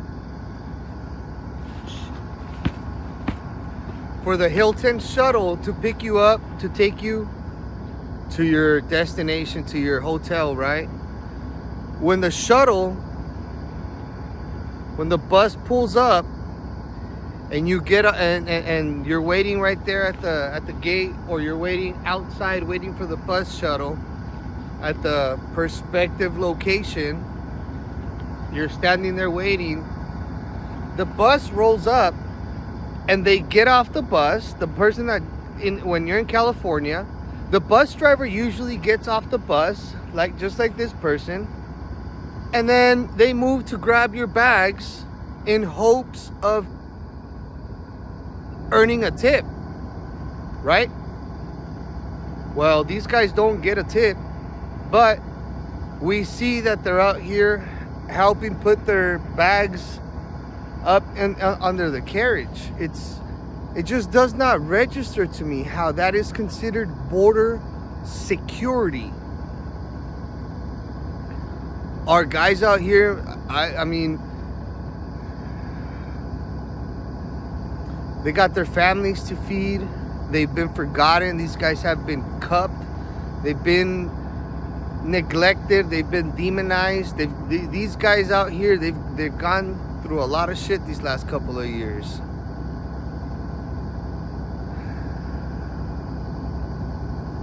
They've gone through a lot of shit over the last couple of years, and it sucks because they have their hands tied pretty much. And instead of them doing what they love, which is manning the line and protecting the southern border, this administration is forcing our agents into this. Aside from the fact that they've already, not just within Border Patrol, but throughout government, they got rid of a lot of seasoned individuals, good people that were there for the right moments, for the right reasons. And that purge actually began during the Obama tenure, and agents older ones, the OG agents will tell you, yeah, it was happening since Obama. And that's why I still support these guys. I still pull for them, because I know that there's still a lot of good ones in there. And they're being, basically their hands are tied when it comes down to this situation. They have their families that they gotta look for. They gotta look out for. And so it's God, family, country, right? And they're taking care of their family. And hopefully, we all hope that within the next months, drastic change comes about. But for that, we're gonna have to do more than just join here and meet every night. It's gonna take us more than prayer, because prayer without action is just prayer. We need to have action behind that prayer, and we need to continue to fight for what's right, and we need to continue to put on the armor of God. And remember, when you put on that armor of God, you don't put on that armor of God to retreat. You put on that armor of God to go into battle. And we are in a spiritual battle right now. And so right now is the time to do something with whatever is, or in whichever way, shape, or form that you can within your means, to join warfare. A lot of you, maybe you can't be out here, but you have your computer, you have your phone, you can send emails, you can make phone calls. Just this time around, guys, we got to get it right. And we need to put real pressure on our legislators, and you guys need to be very vocal on the phone and calling these people consistently. Make it a habit that you spend 2-3 minutes a day while you're drinking your morning coffee, or having your morning browse through your social media, or reading the paper, that you take 2-3 minutes out of your day to call your legislator, call your representative, put a little bit of pressure on them. If you call every day, at some point or another, they're about to receive your call, return it, or maybe you'd catch them there. So action, action, action, absolutely. Let's turn this around.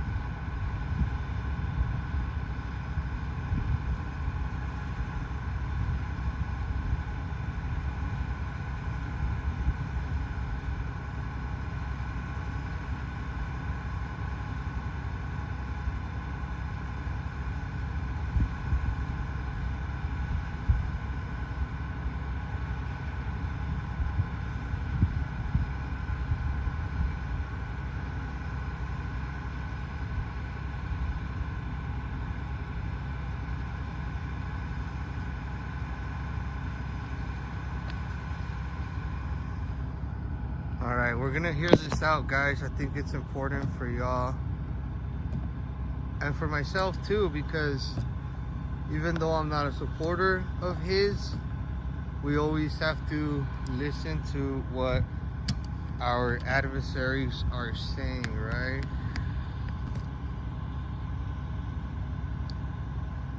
Comfortable.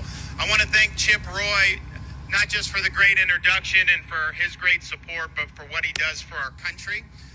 He is a ferocious defender of the people of Texas, of the United States, and of the cause of freedom. And the country's much better off with him holding the fort up in Washington, D.C. And we're gonna be able to do a lot more in about 18 months. Look, I look at the issue of the border, and there's some people in the media, some people on certain political persuasions that just dismiss it as kind of a Texas problem or an Arizona problem. But I'm here to tell you, when you don't have control of your own border, that's an American problem. And it's not just, and there's a lot of bad stuff going on here. Hopefully we'll hear some stories today.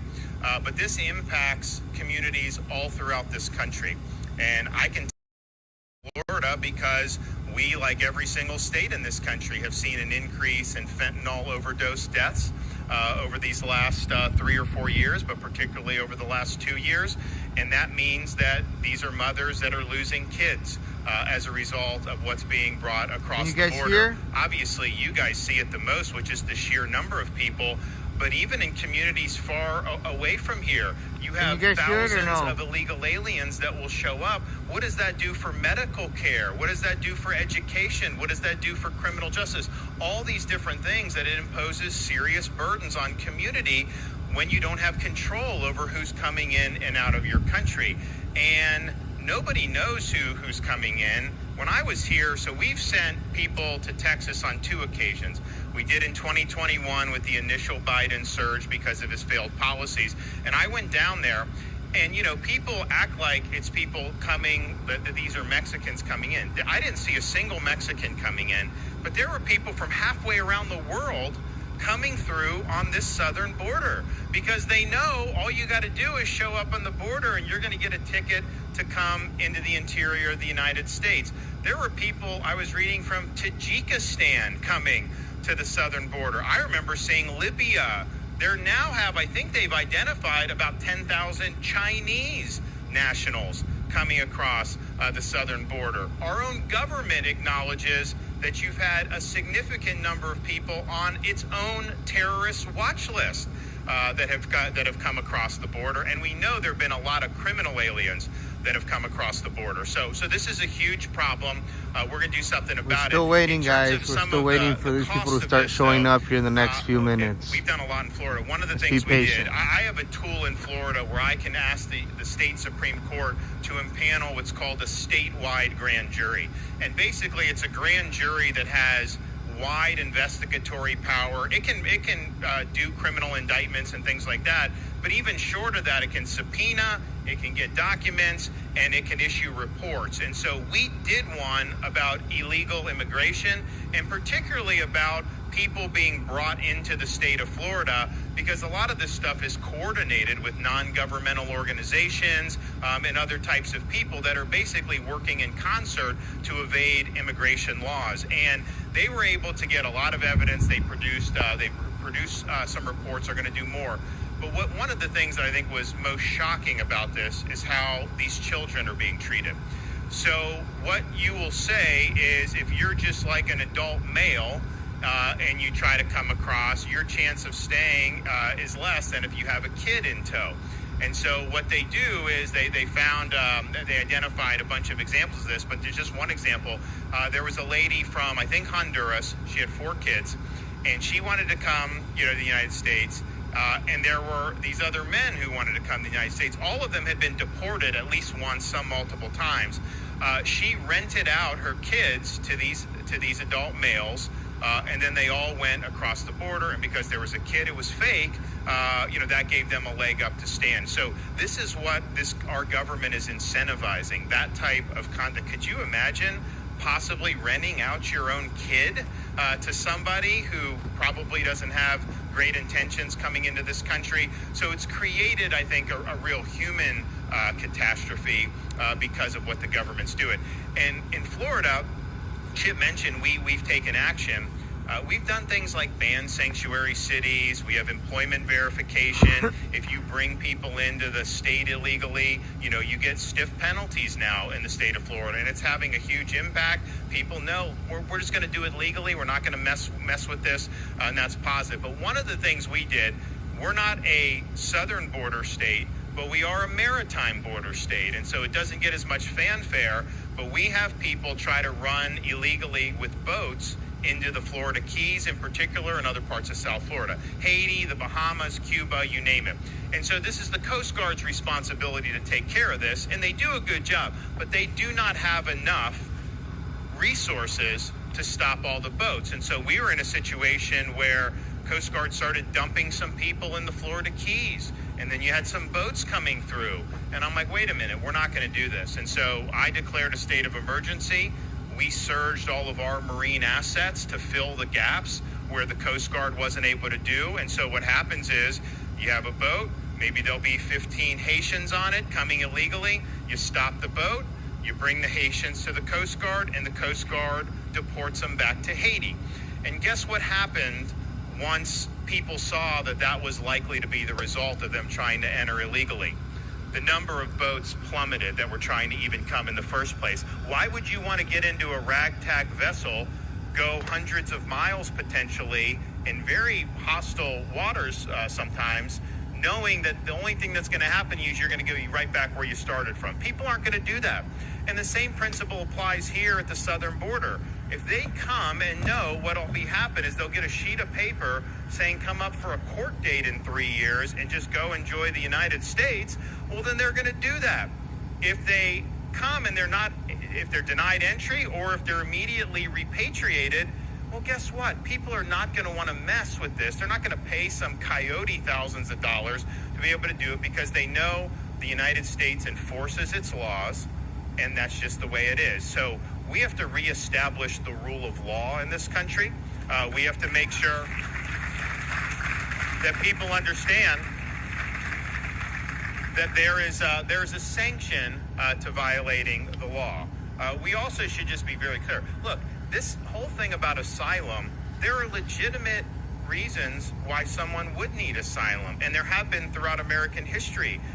But what you're seeing now is an abuse of asylum. I mean, just think about it.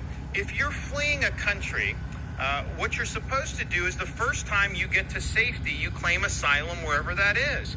Instead, we've got people coming from South America, traveling through all these other countries, showing up at our southern border, entering illegally, and then claiming asylum here. That's not the way it works. And I know Chip is working on dealing with this legislatively. We'll do it through executive action where we will not entertain those claims at the southern border. We'll make it very clear to people. We'll make it very clear that while we support the idea of bona fide asylum, 90+% of these cases are not legitimate, and it's being used to be able to shoehorn them into this country against the law. So we're going to definitely do that.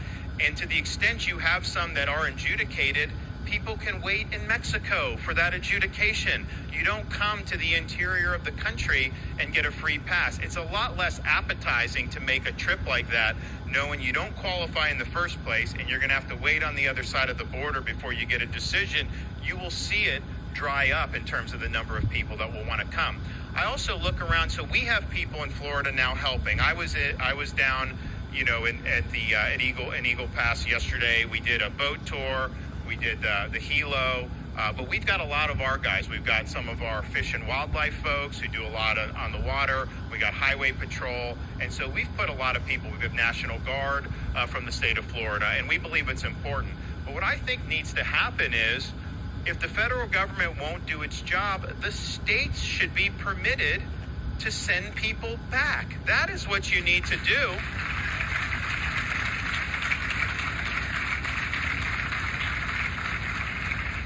And right now, and look, there have been Supreme Court decisions, so it's not like this is just something that people are making up. basically they say, you know, states can't intrude on the federal government's prerogative to enforce immigration because immigration's a federal issue, and so therefore what the feds say goes. And I don't know that whether that's right or not, but if the feds have the responsibility to do immigration and they decide to just not do it, then are we just helpless and we don't have the laws enforced at all? And so I think the states have a role to play. I can tell you as president, we are going to fully deputize all state and local governments to be able to enforce immigration law. You will be able to have that authority. And we're not going to allow sanctuary jurisdictions to get away with it. I mean, you think about some of these places. So there you guys have it. A little bit of what Ron the Meatball had to say as far as the whole border situation. Again, I personally wouldn't vote for the guy, but the fact that he took the time to go to the border, whether it was just for a photo op, whatever, people down there in Eagle Pass are very grateful that he went because he drew attention to it. He does plan on defunding. He said that one of his plans would be to pay for the border wall with the money that they would be giving to NGOs. He would defund the NGOs and use that money on the border wall. That's pretty cool. Whether you like the guy or not, the stuff that he's saying, it sounds like he's onto something. Not necessarily to say that, oh look, they got a drone going up there. Look.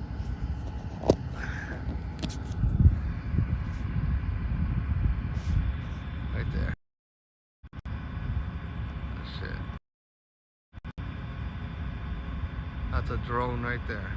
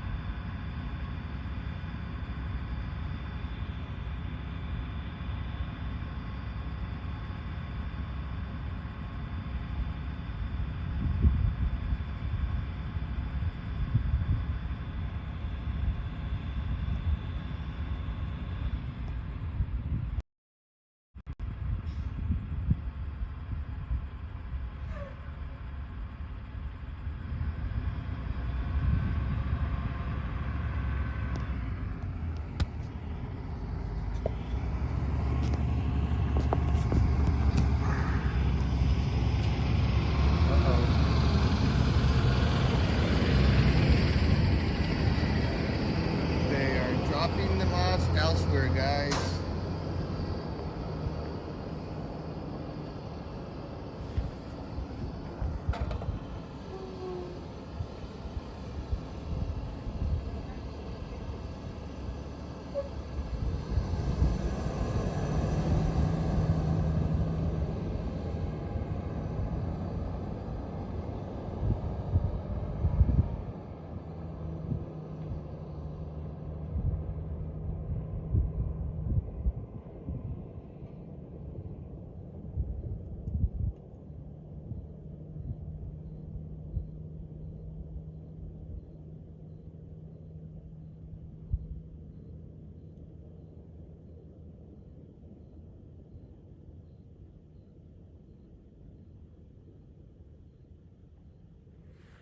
Now it's time for y'all to listen. Now you guys can listen to everything perfectly right now. You guys are on the microphone now.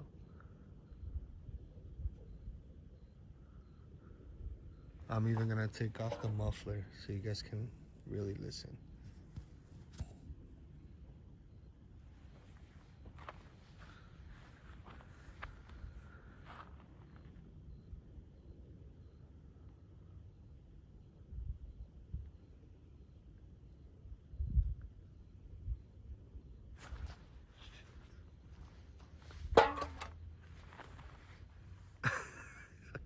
bugs, man.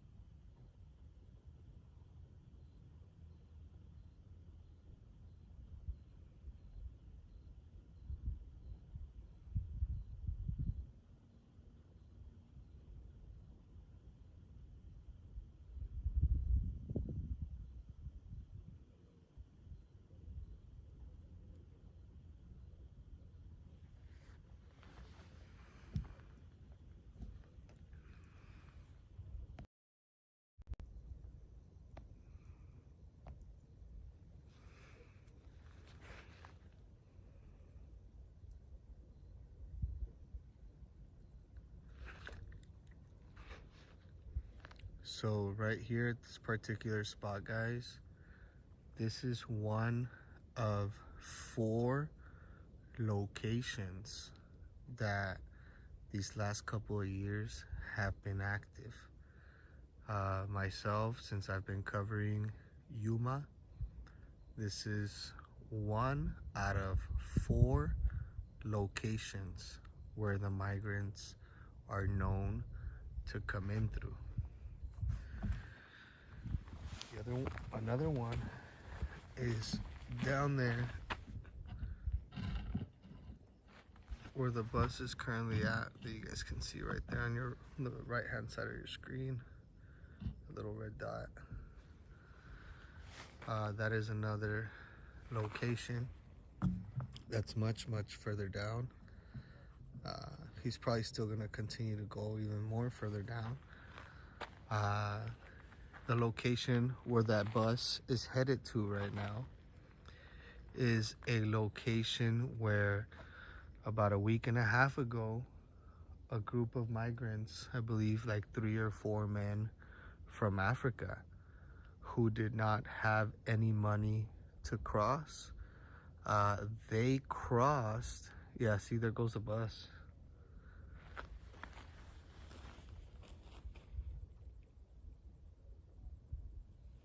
They crossed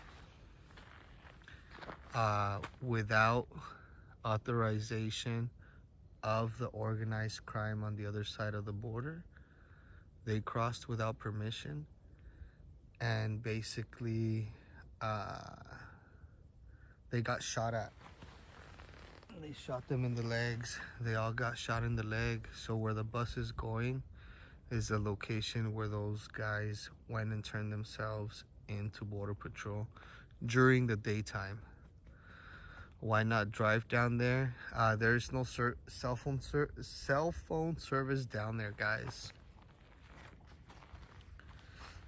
That's why.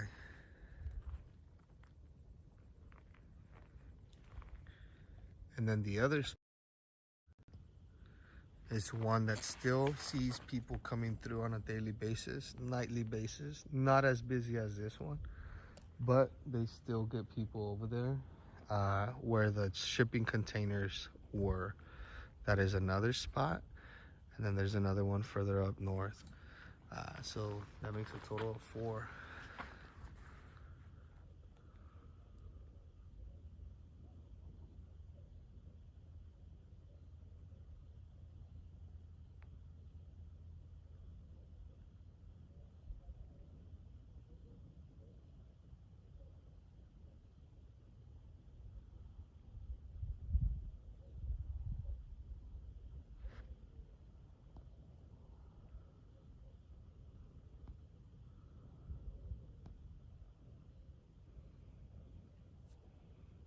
See, the drone is gone. It was right over the wall right here. It's gone.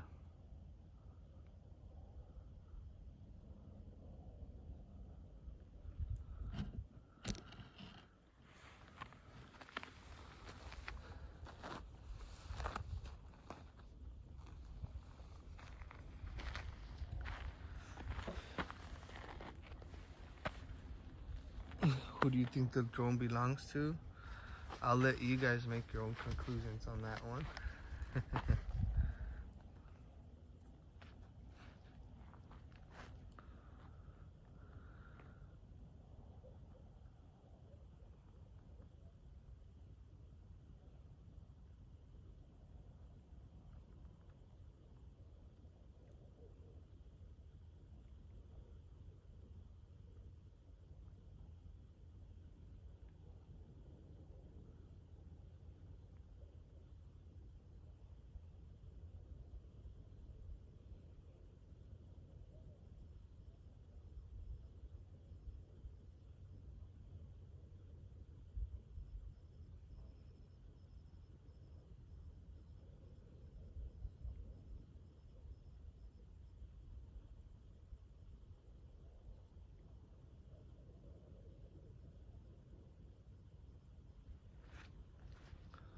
They should be getting here in a couple of minutes, guys.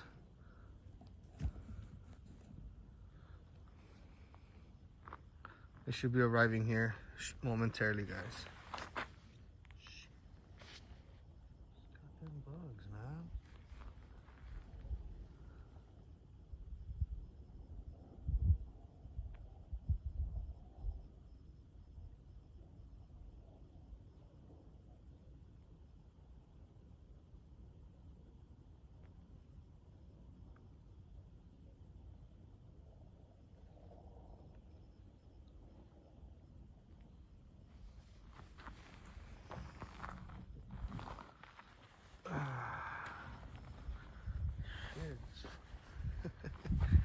Let me use the restroom real quick.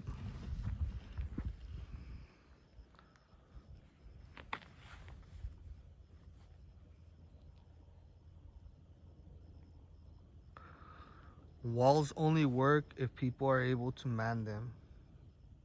Makes no sense of having walls if people aren't out here watching. The walls will not stop illegal immigration. That's a fact. They will never stop illegal immigration. There will always be attempts at illegal immigration, but the wall will slow it down, and it will deter a lot of the illegal crossings. I think instead of hiring 80,000 IRS agents, we could hire 80,000 BP agents and have them all over the border. Just massive arrests and deportations. We would spend less money on detain, detect, detain, deport than housing these people and giving them assistance and allowance and cell phones and all housing and feeding them. No, detain, detect, detain, deport. Detect, detain, deport. Detect, detain, deport. The 3Ds. That's what we need.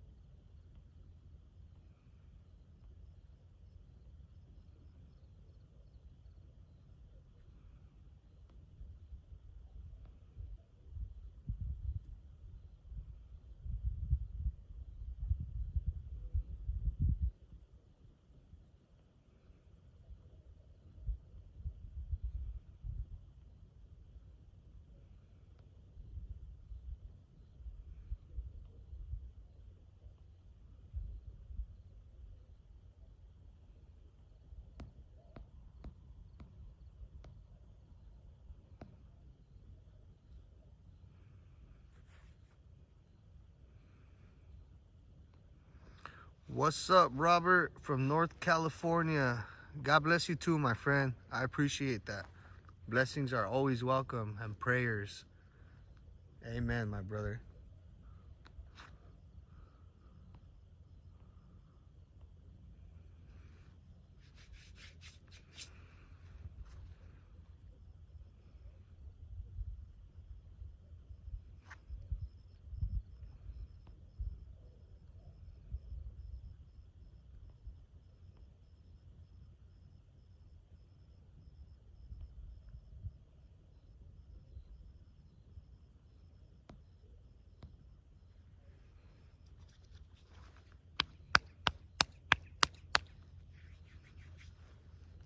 Shoot. Oh man, I don't know if you guys can tell these freaking little.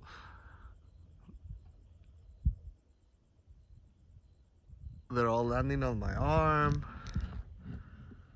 on my shirt, on my vest, on my bald ass head.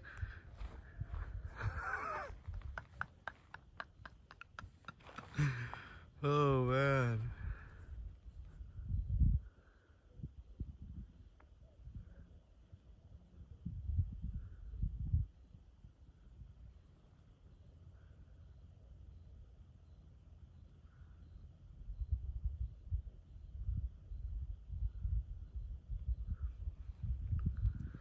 Just a second, guys.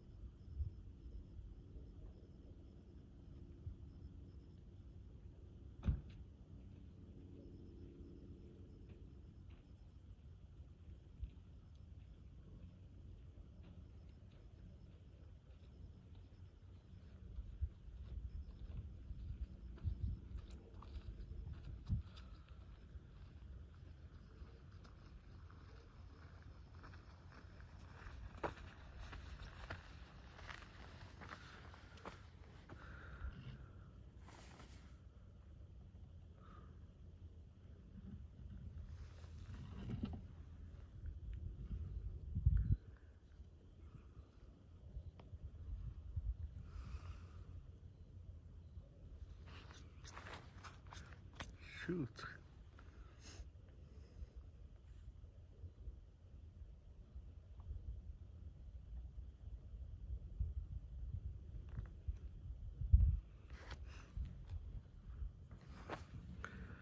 Thank you for being with us tonight, Madman. We'll see you later, man.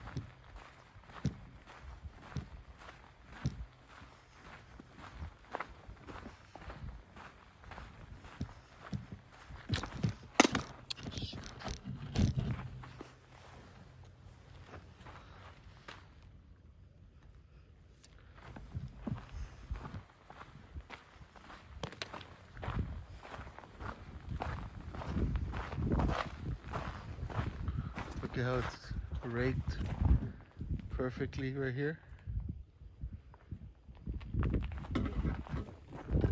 to detect if they've been coming through.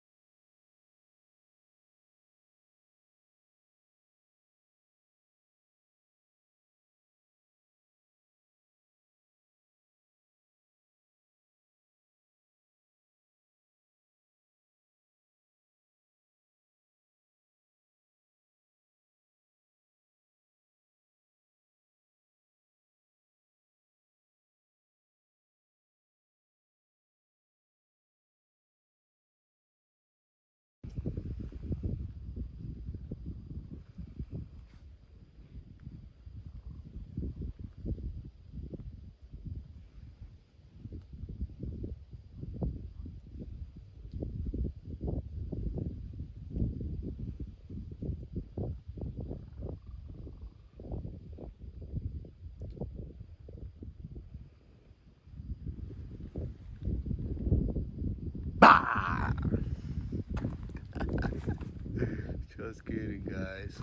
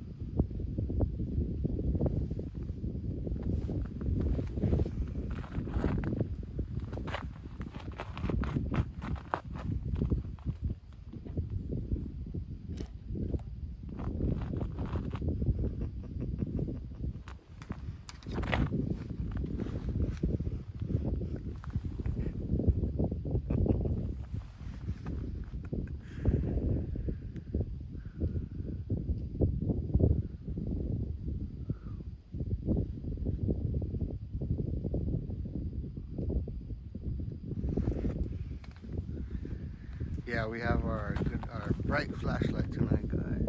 Yep.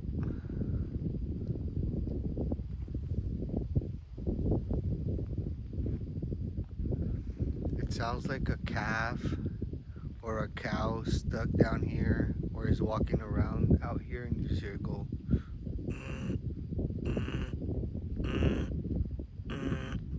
And then it stops.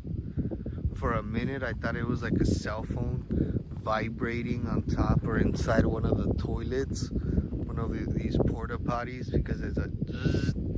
I don't know, but now I hear it over here and it sounds like a cow or something. I don't know if it's stuck or if it's, I don't know what's wrong with it. Weird that it would be all the way out here though.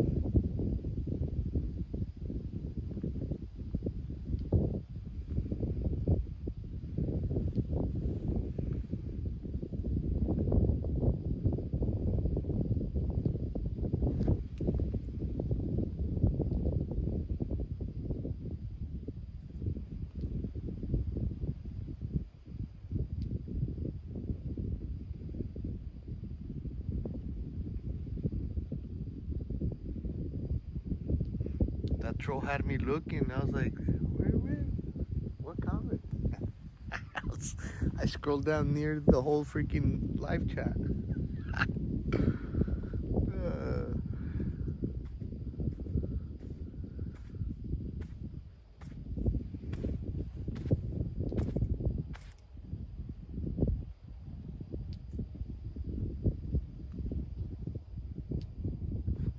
Okay, where's Rain?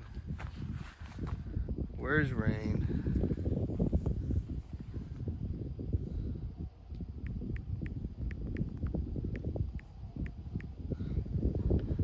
Y'all want to see Rain? Hold on.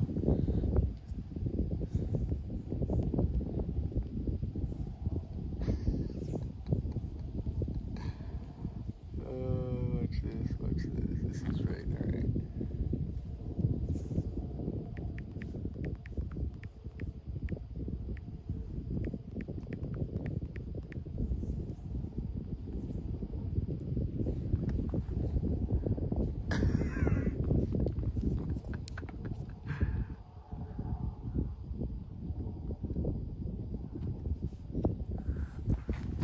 This is Rain.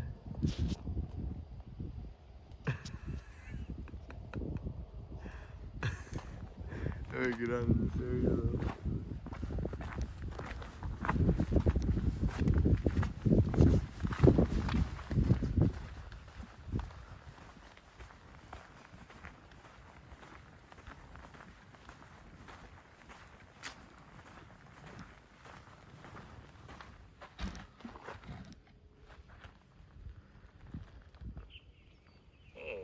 Okay.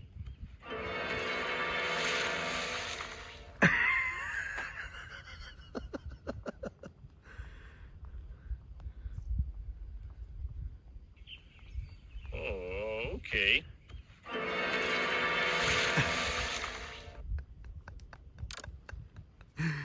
Ah, that was Rain. Oh man.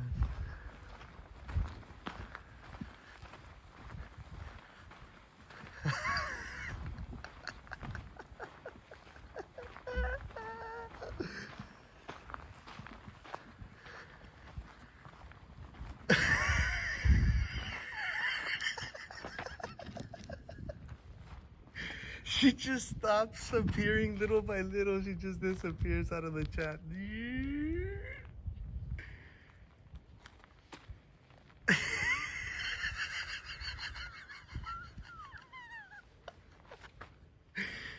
Oh man.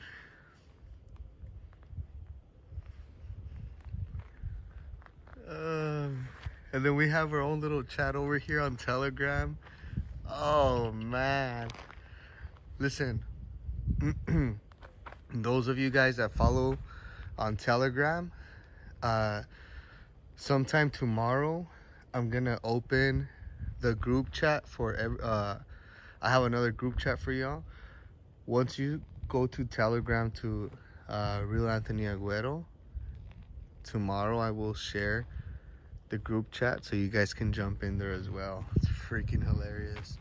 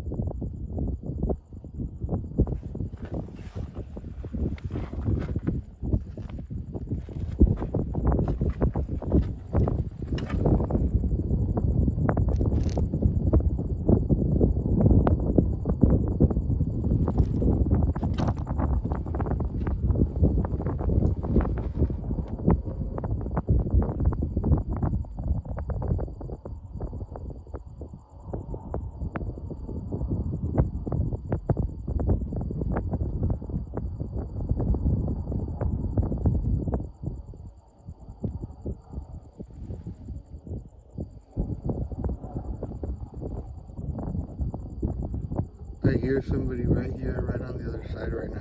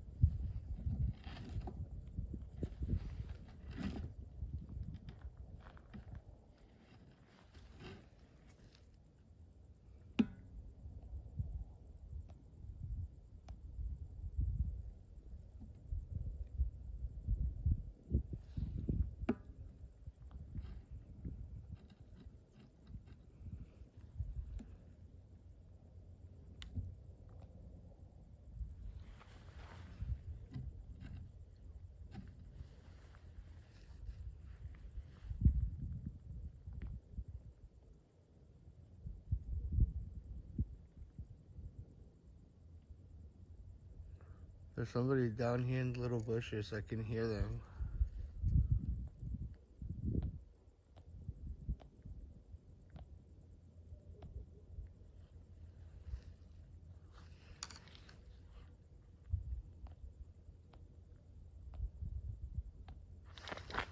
Ooh, fuck.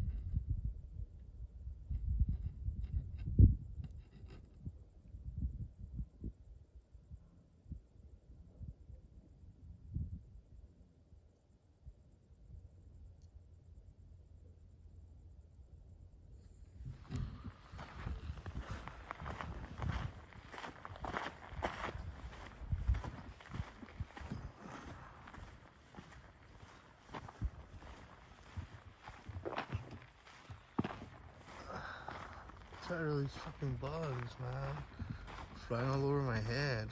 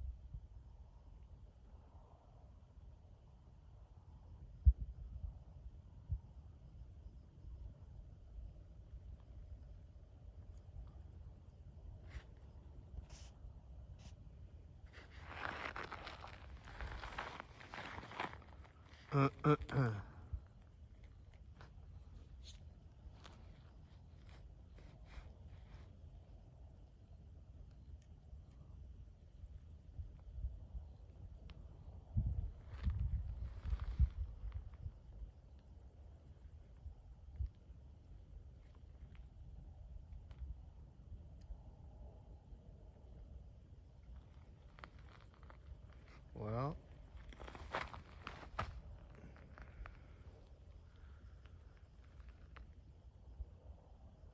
we're gonna give him 15 more minutes.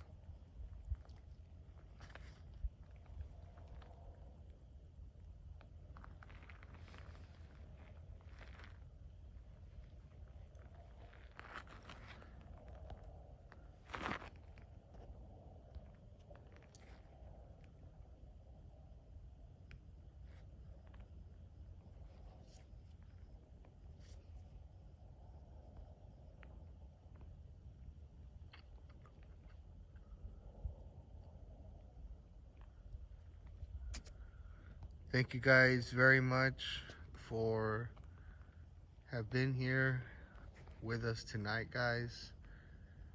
They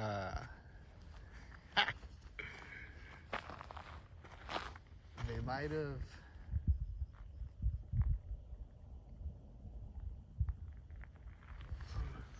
try to chase it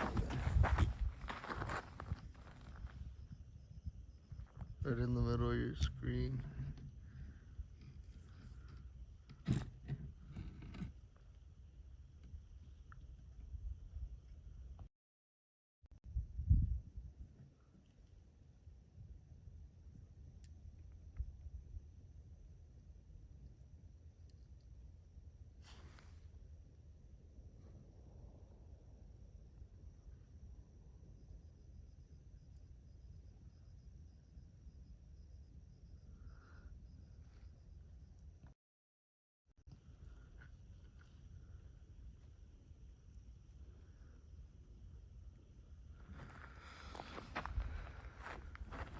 crazy.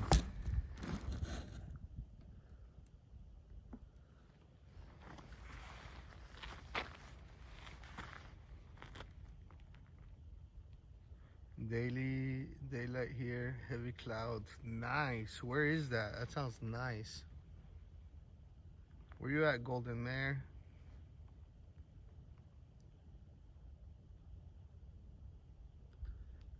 Shift change out here's at midnight, guys. It's way after shift change already.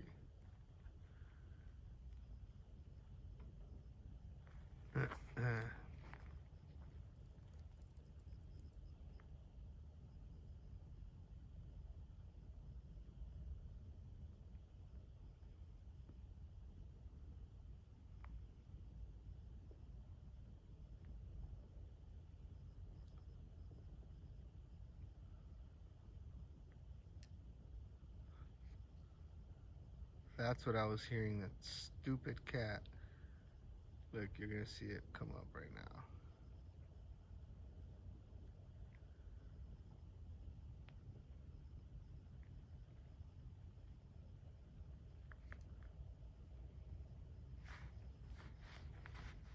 Yeah, and quite frankly, guys, it's not unlikely that they switch the route. Meaning, like I said, there are in fact 4 locations for them to choose from in this immediate area. It's basically just up to their discretion where they feel like dropping them off. Quite frankly, that's just how it is.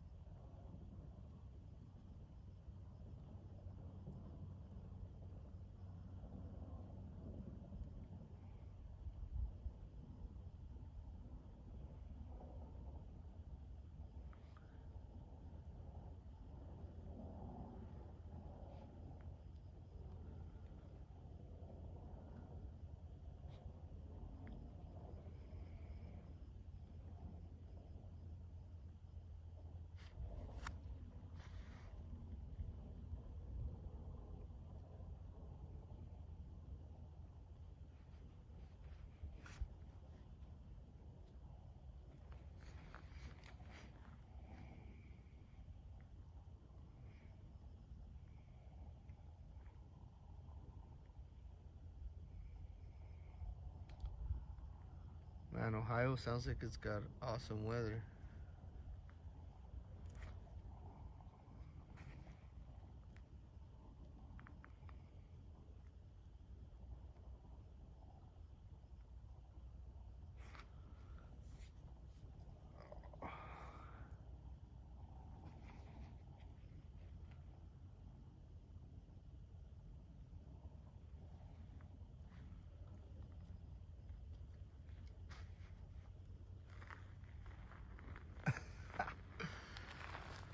Uh,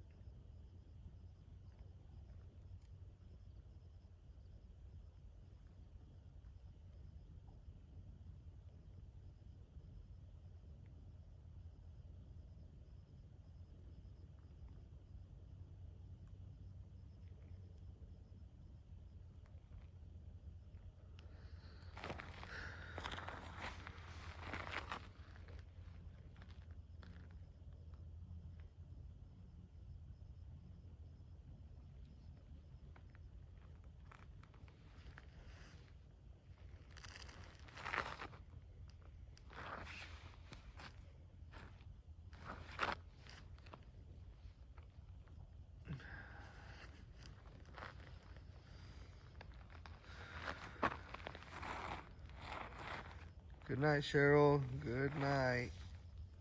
Thank you guys so much for tuning in. I greatly appreciate all of you folks. Greatly appreciate all of you guys for joining in here with me for the last couple of hours. I'm going on 3 hours now.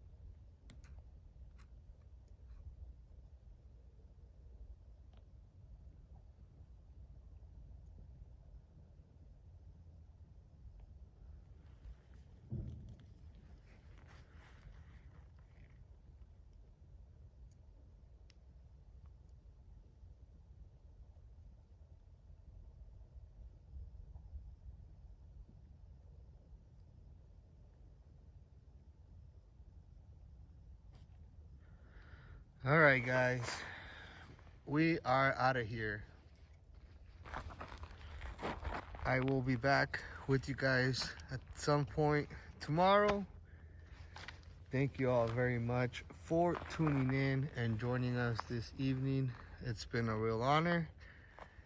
Thank you guys. Stay safe. Have a great night.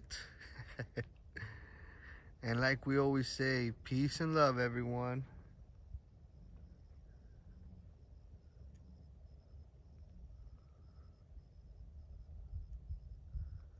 Have a great night, folks. Thank you all for joining us.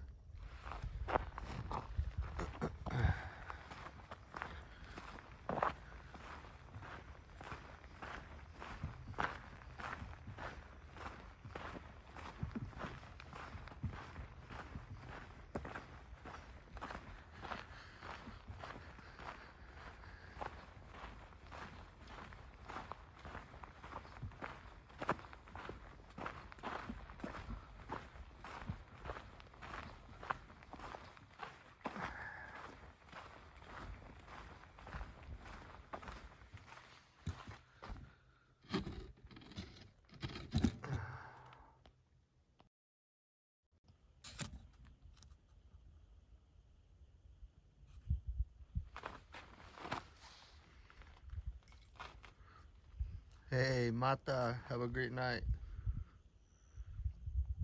I appreciate all of you guys. Tonight was a no-show. These motherfuckers.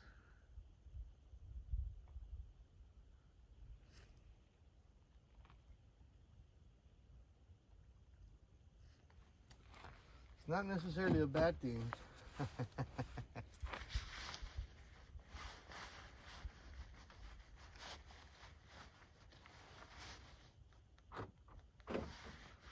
So,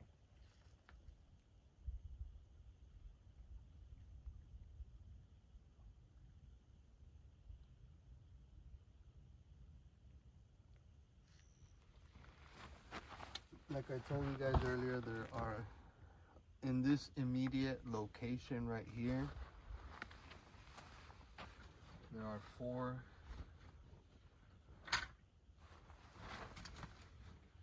drop-off points.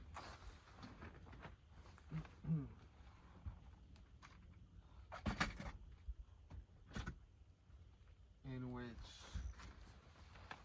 they may or may not have been dropped off at, and which is why that bus took off. The bus took off because its clients showed up somewhere else.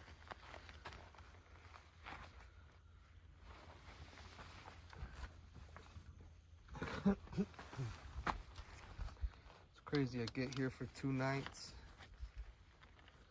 and all of a sudden, well, no, it's more than that. But they switch it up, and it's not uncommon. Like I said, it might not even be because of me. It's not uncommon at all for them to switch up the route like that and make drop-offs elsewhere. It's very common. It just all really depends on the person on the other side.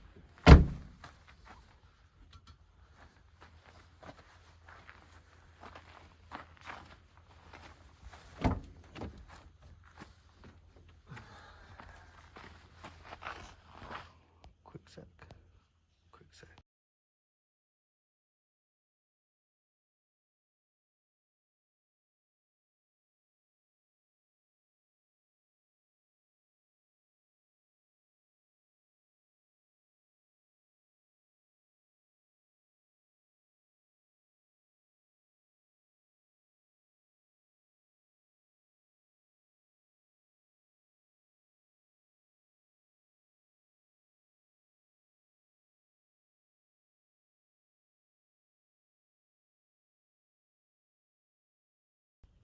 All right.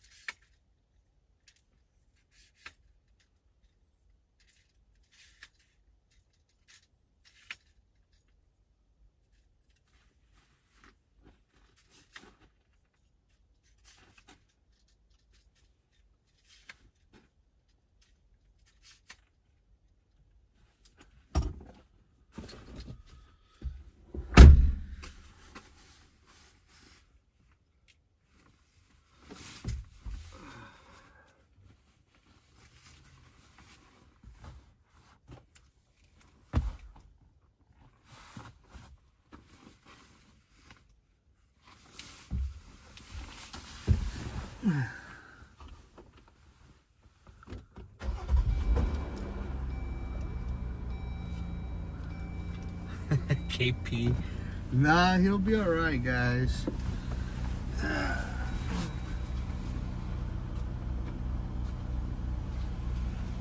guy's a little scrapper. And he ate two full cans. So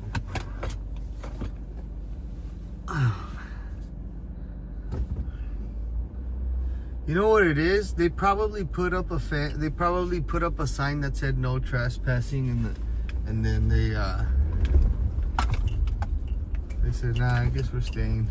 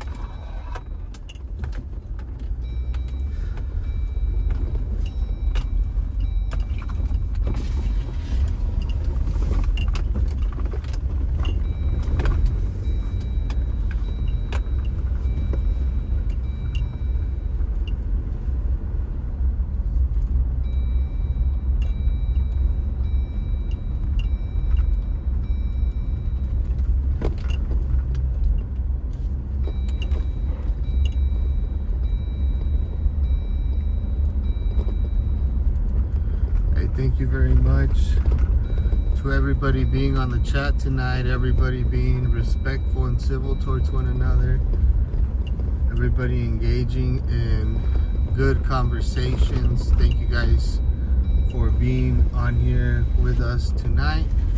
Shout out to our moderators. Missy, thank you for still being on here with us. Thank you guys very much.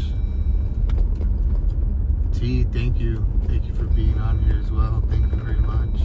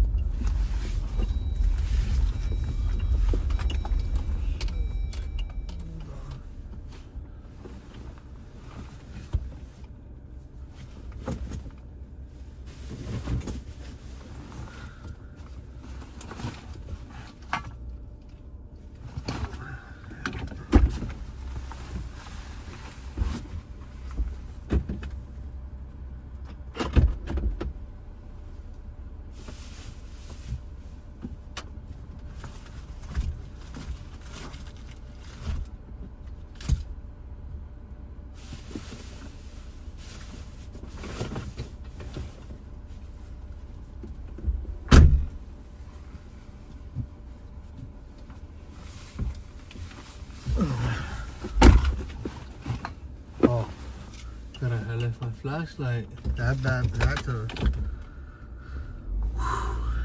yikes.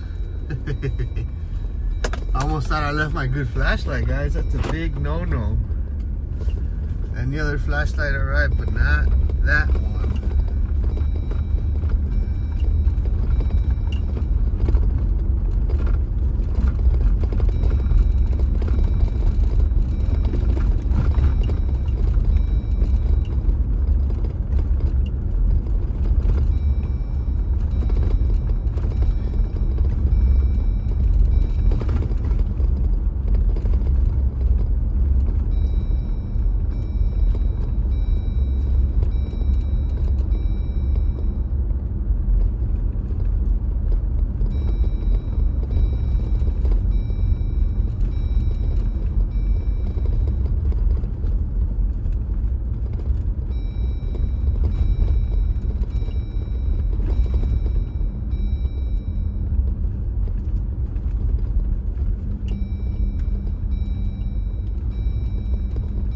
Hey, it's all good, guys.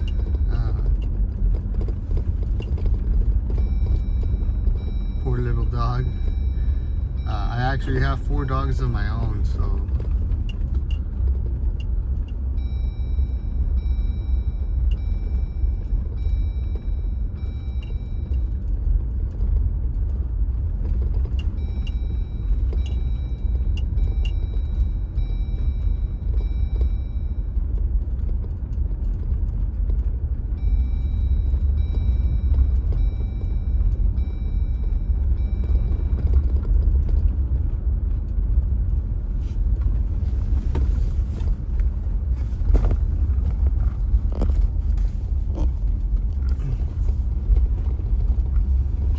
Oh shit, what the hell is that up there?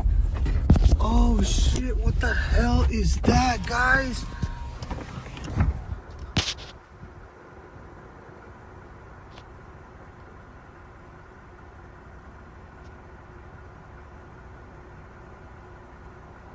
Y'all see that?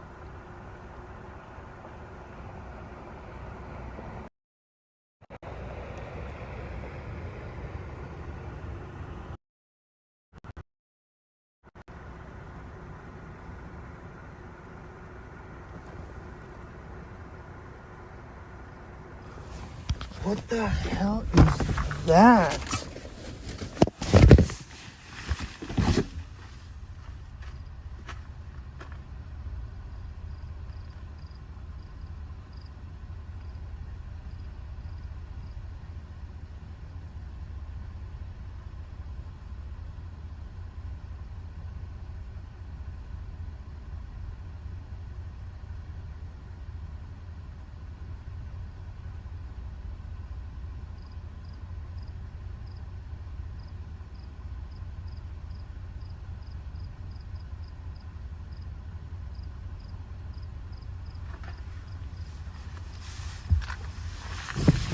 What the hell?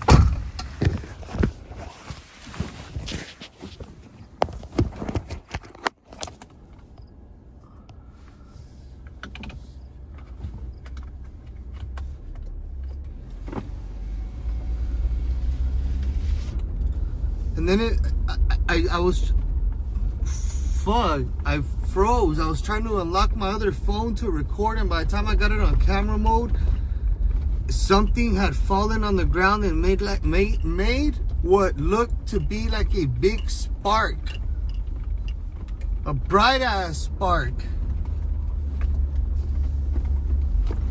That was wild.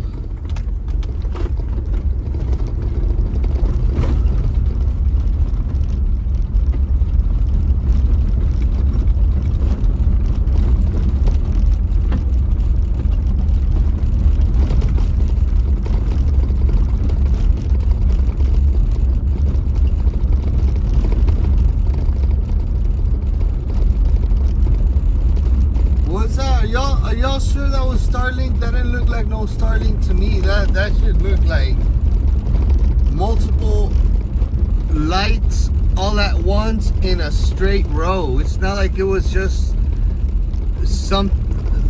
like one item that was moving fast. No, this was like multiple lights,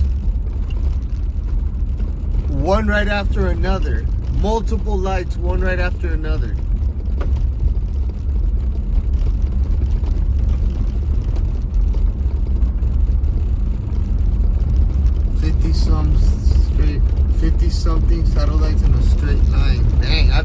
never seen that. And then if there's 50 satellites in a straight line, why were they looking like they were coming down into the earth? And before I was able to record, they made like a huge flash, like a flash in the sky. Why? Like a flash, like after they touch the ground or something. It was crazy. It was wild. I've never seen that.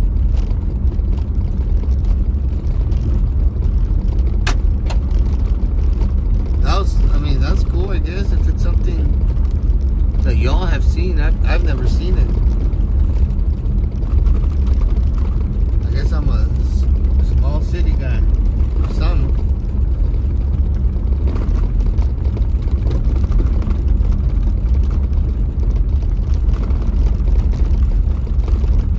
So why is that thing going so fast? Where did it go? Why would it disappear so freaking fast? Why isn't it still up there? It happened in less than 20 seconds. It was up there for like less than 20 seconds. At first I thought it was me hallucinating or seeing something with like my windshield. I thought it was something that was reflecting off my windshield.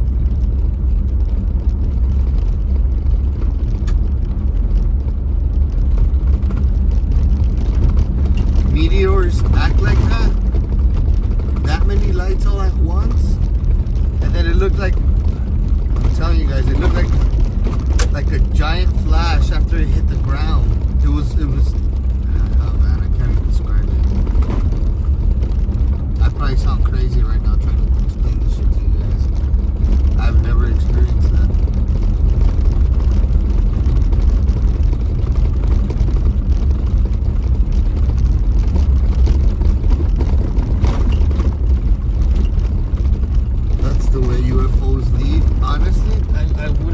That shit looked like,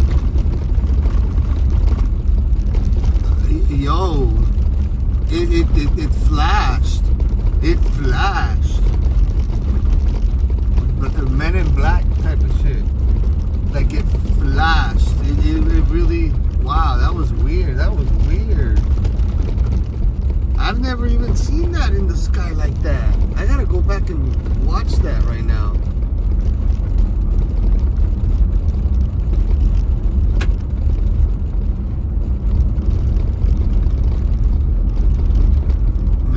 Maybe that was the Eagles getting picked up or dropped off, huh?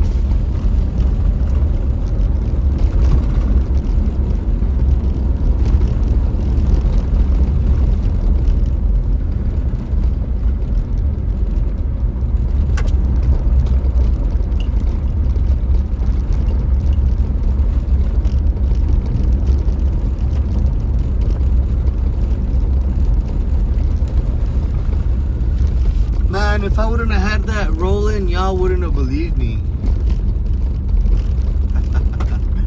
I can't wait to go back and watch it. Hopefully it comes out. Hopefully I was able to catch a little bit on here with you guys. Although I wasn't able to see quite well because I have the lighting on the screen all the way down. And then I have a privacy screen protector. So I couldn't exactly see if I even pointed it in the right direction. I hope I did. I hope y'all got to see some of that.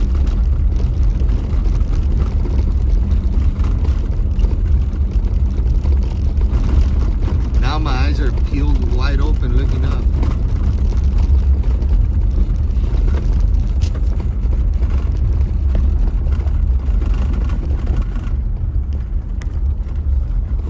Look straight ahead. That's another spot right there, guys. That's another spot where they come in through right there.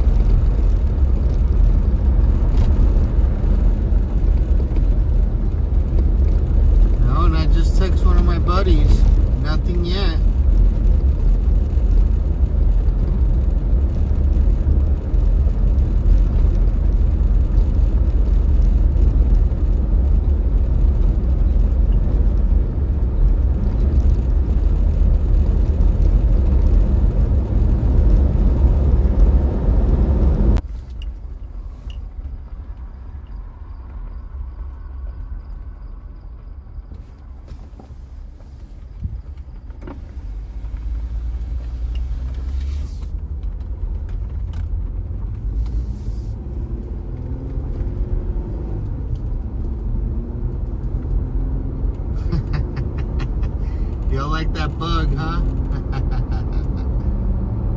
All right, friends. Hope you guys get some rest. I will see you guys at some point tomorrow. Thank you all. Have a great night, my friends. Stay safe. And like we always say, peace and love, everyone.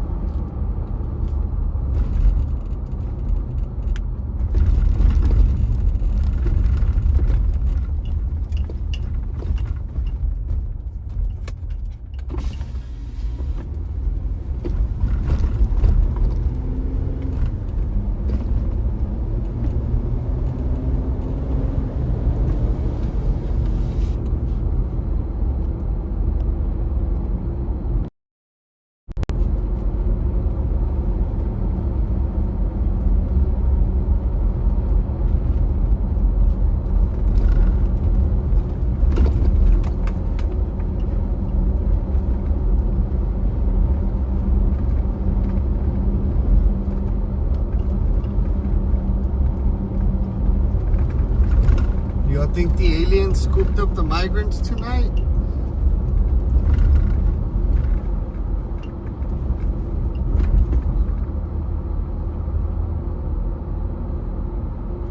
Let's get some tacos.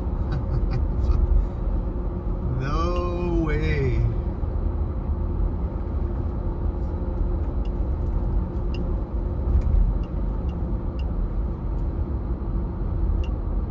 You guys think the aliens took the illegal aliens?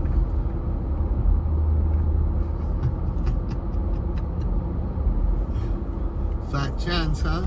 Could be. I'm telling y'all, that flash right now was wild.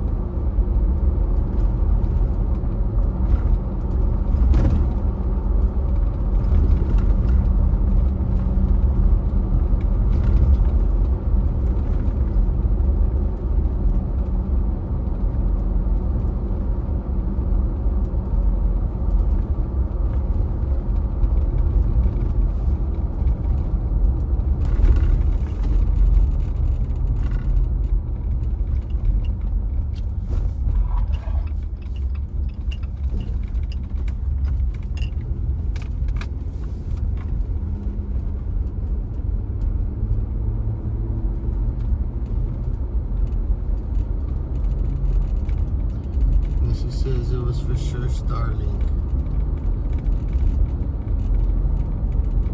Well, I hope you're right.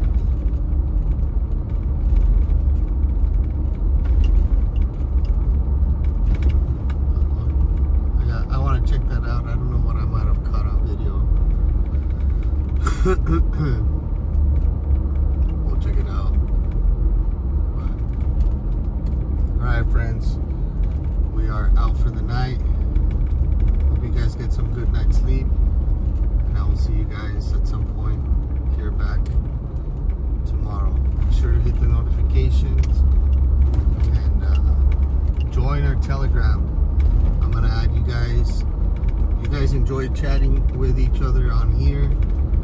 Join our Telegram community where I'm at. Good stuff. I'll see you guys tomorrow. Have a great night.